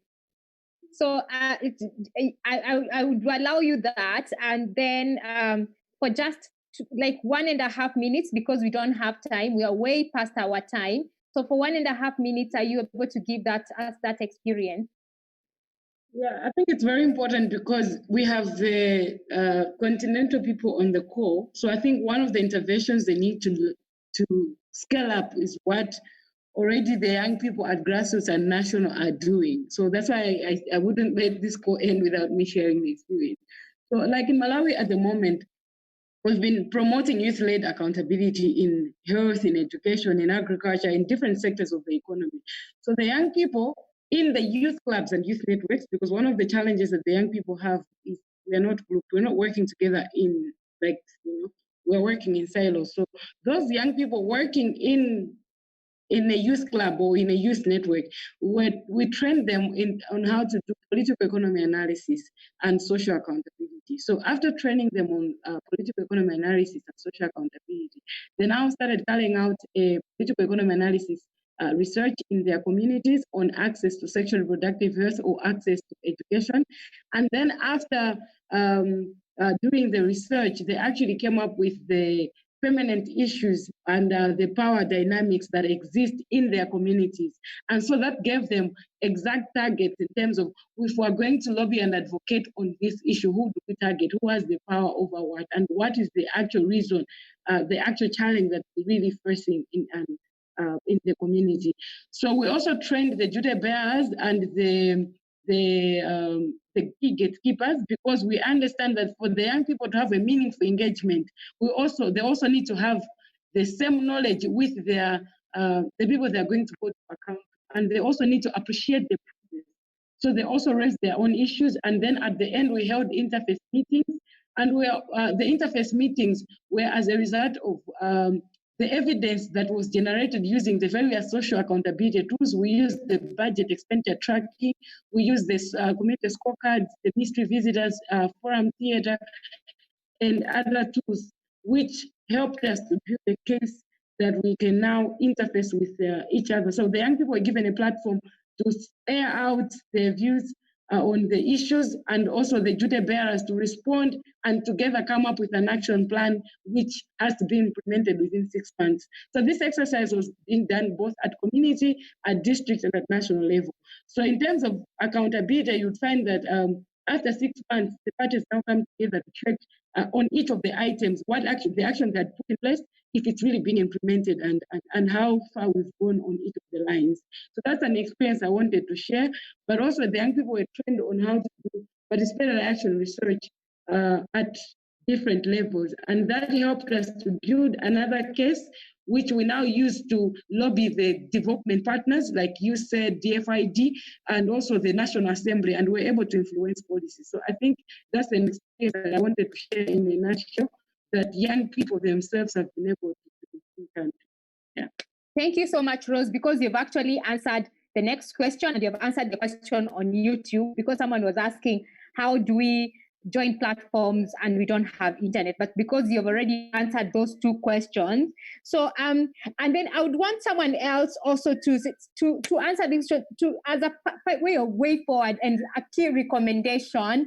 How do we strengthen evidence base for youth engagement for more effective advocacy and accountability around ending child marriages in Africa? I think Rose has already started by giving us an example from Malawi, what they are doing. And then I'll just want to get one person from Zimbabwe and one person from Zambia to give us like how can we strengthen evidence based?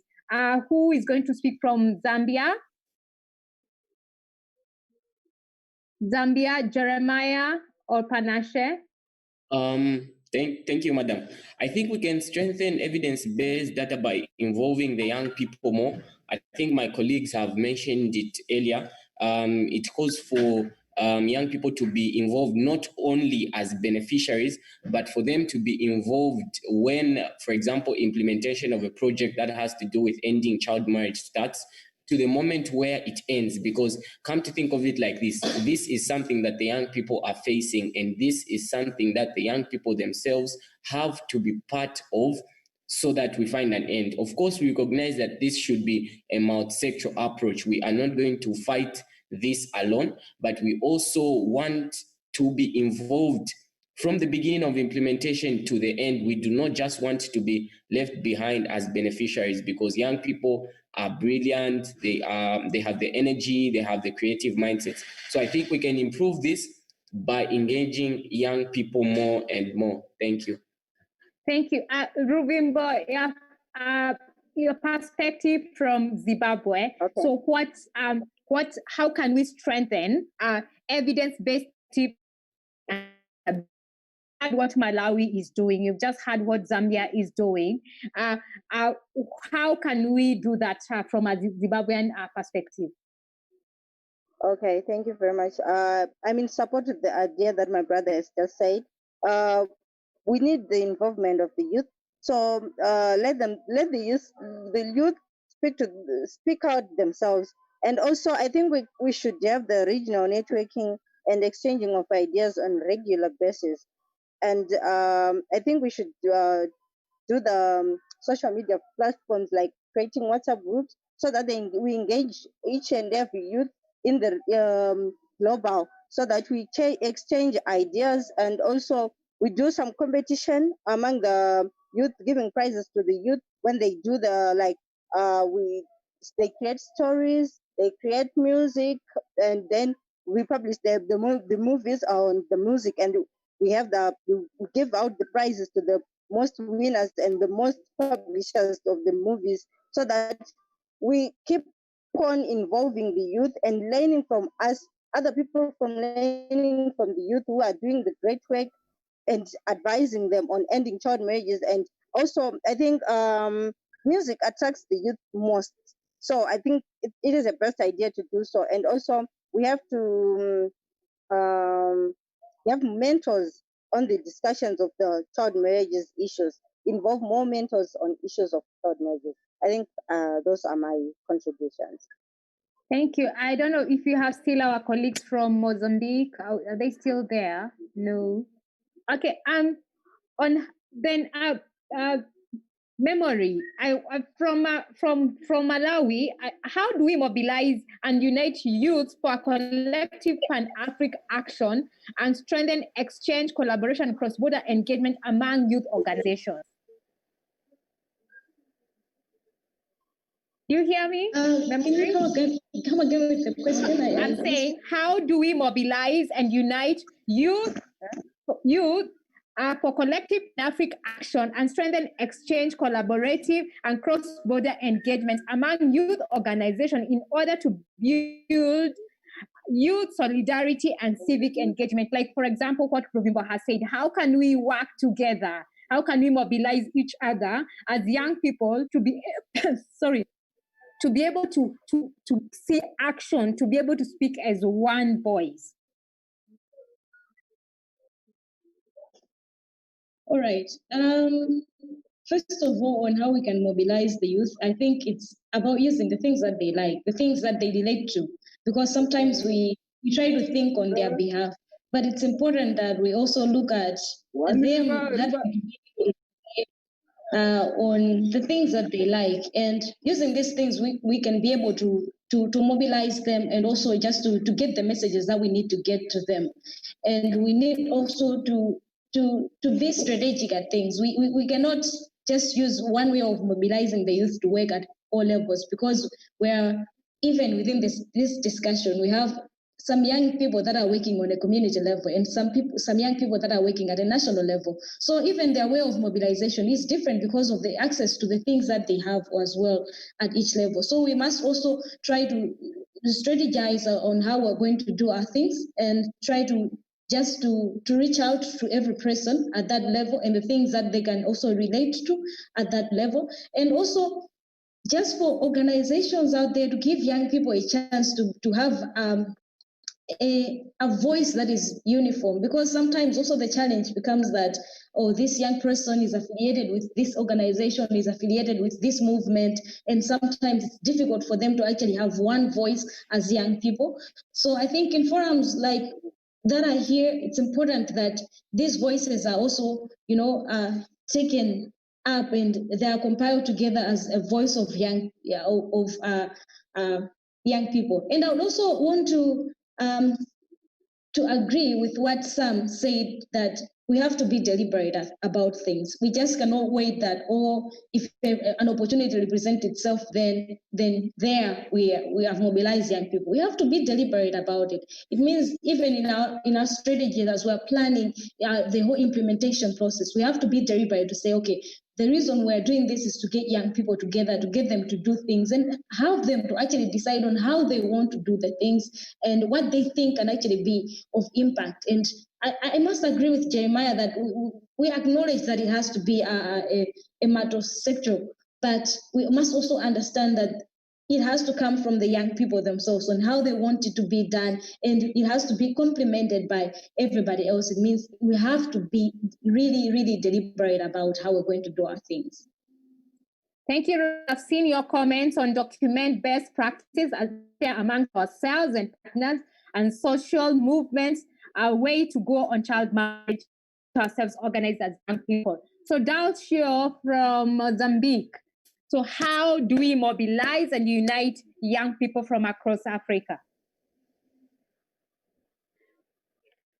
Yes, thank you, Madam. I have been thinking about this, and the engagement of your youth is necessary on this movement. One of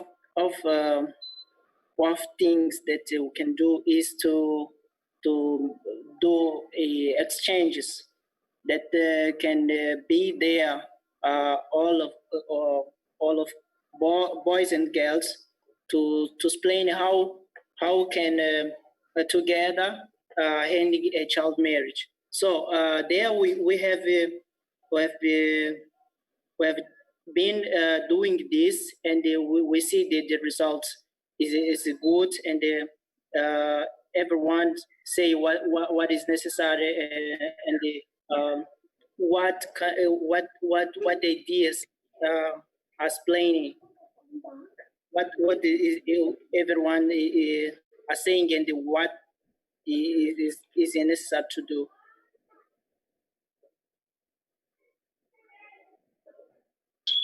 Thank you so much, Dalcio.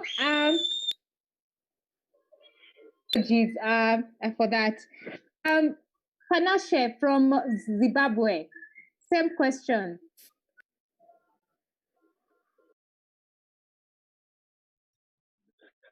Okay, I think that the youth should be actively involved in routine checks for child. They should also create more platforms for regional youth networking, such as WhatsApp, Twitter, and webinars such as this, so that they mobilize these youth from various countries, so that they share information pertaining the issues that are affecting the youth. And then that way we're going to have more more help being given to the children.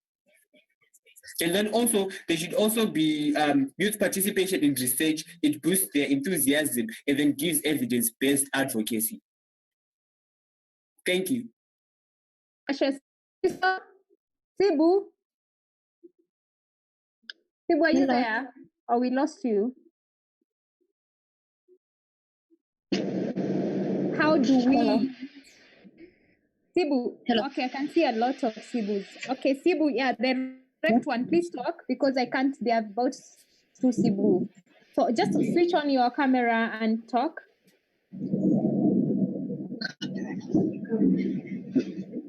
Just a minute. Okay, as we are giving her a minute, Valencia from Tanzania, are you with us?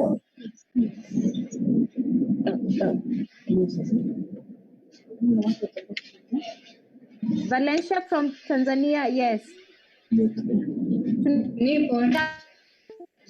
Jana wafanye kazi pamoja na kuungana ndio waweze ku make sure like kwamba watoto hawaelewi mapema. Valencia. Naomba urudie tena sijakuelewa. Na swali ni tunaweza kufanya ndio vijana wafanye kazi pamoja ndio na kuongea na sauti moja ndio tumalize ama kumaliza ndio watoto wasiolewe mapema. Ni kweli vijana wanatakiwa wafanye kazi kwa pamoja kushirikiana, kwa sababu gani? Wao ndio wanajua sababu ambazo zinapelekea vijana wengi wanaingia katika matatizo ya kuolewa mapema, kwa sababu sisi ni vijana tunaweza kushirikiana na vijana wenzetu, maana tunakaa nao katika jamii moja, kwa hiyo tunaelewa ni vitu gani ambavyo vinasababisha waolewe au wapate ujauzito katika umri mdogo. Kwa hiyo vijana sisi tukiwa tunashirikiana na kuungana kwa pamoja katika kutokomeza hili swala la ndoa za utotoni, tunaweza tukafanikiwa na ndoa za utotoni zikapungua kwa kiasi kikubwa Afrika. Asante. Please interpret for us. She's saying that it is true the youth are the ones who are supposed to work together and discuss together on how to end up these issues of early marriage and early pregnancy, because they position they can understand well each other, and they understand well what is happening on the ground, the reasons or the causes which lead to early marriage and early pregnancy. So she's advocating for all youth to come together and discuss how they can go about these issues of early marriage so as to eradicate the problem in the entire Africa. Asante sana. Sibu, are you now okay? Yes, I'm on. Okay, yes. We mobilize young people to collectively Pan-African action so that you can talk with one voice. Sibu? I would say that there is need to work with young people from different organizations. Please switch on your camera.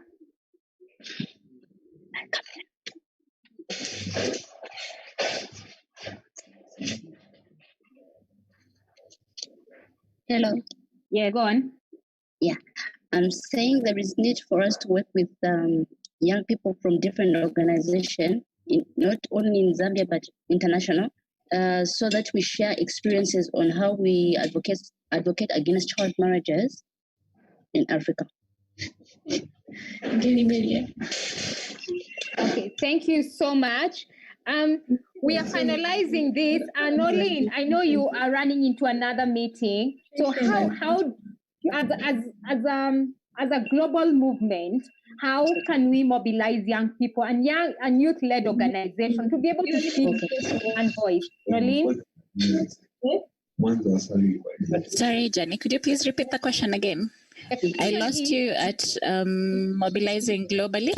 So I'm saying, as you're a global platform, so how do we mobilize young people, especially in Africa, and youth-led organizations to be able to speak with one voice? And so not only to speak, as some said, so that their voices can be heard and their voices can be acted upon.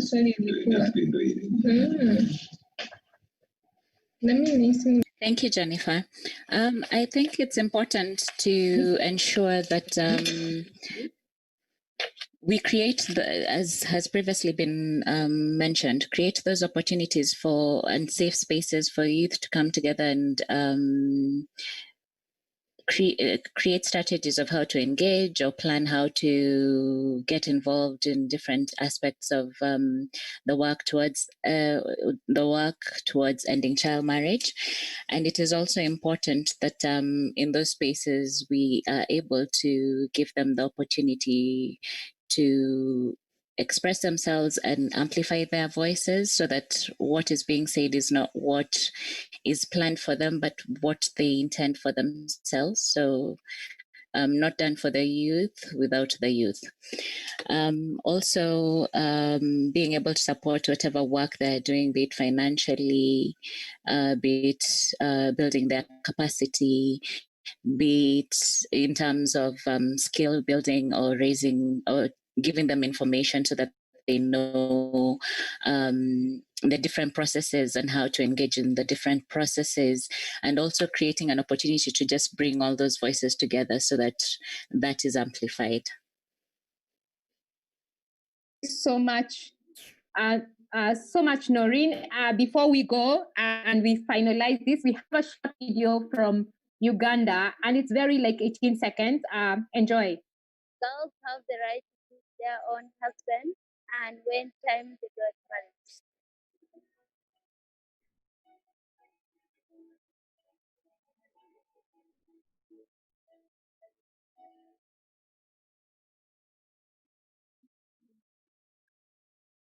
Thank you so much. So as we finalize, thank you so much, guys, for joining us. And we are going to end with Mr. Lazarus Mwale giving us closing remarks, and then a vote of thanks from Mr. Samuel Norga. Lazarus, are you with us? Yeah, well, I cannot say much. I think much has been deliberated on. It's been a great time sharing and learning from each other on the work that is going on amid COVID-19 and how we can navigate through and continue with the youth activism in this difficult moment in the world.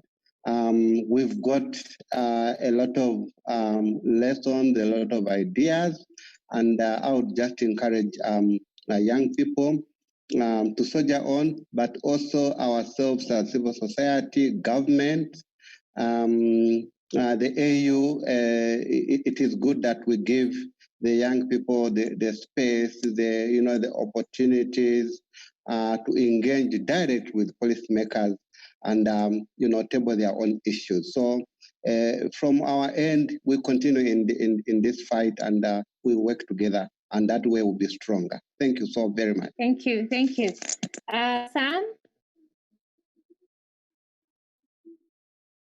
Sam? Is Sam with us? Sam? I think Sam is not. No, we can. Okay, Tayech, you can give. Hi, Jennifer. Oh, okay, he's there. Okay, Sam, as the final word before we knock off.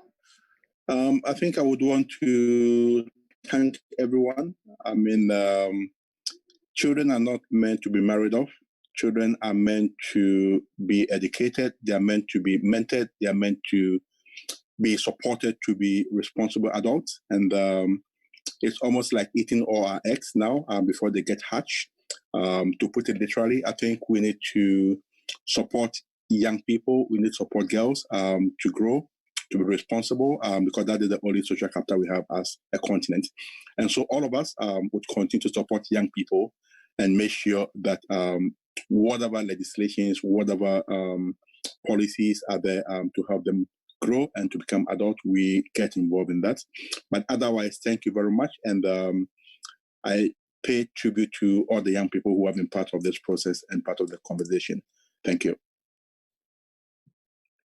Thank you, everyone. As in all workshops, we always have to take, it's called what? Group photograph, family portrait, whatever you call it in your country. Please switch on your cameras. Let's take a photo.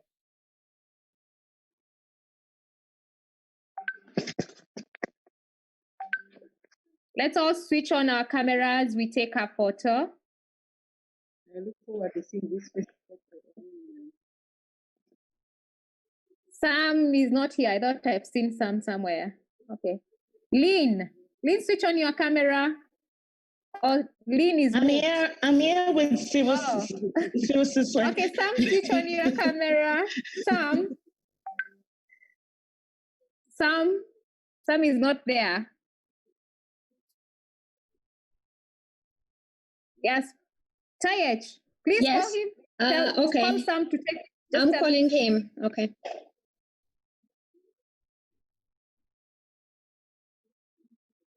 Okay.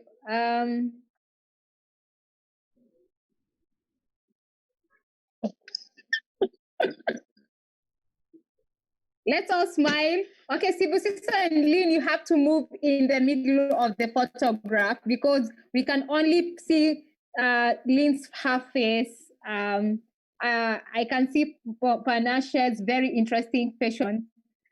Thank you, Memory, for joining us. So we're just waiting for Sam and then we can take this photo.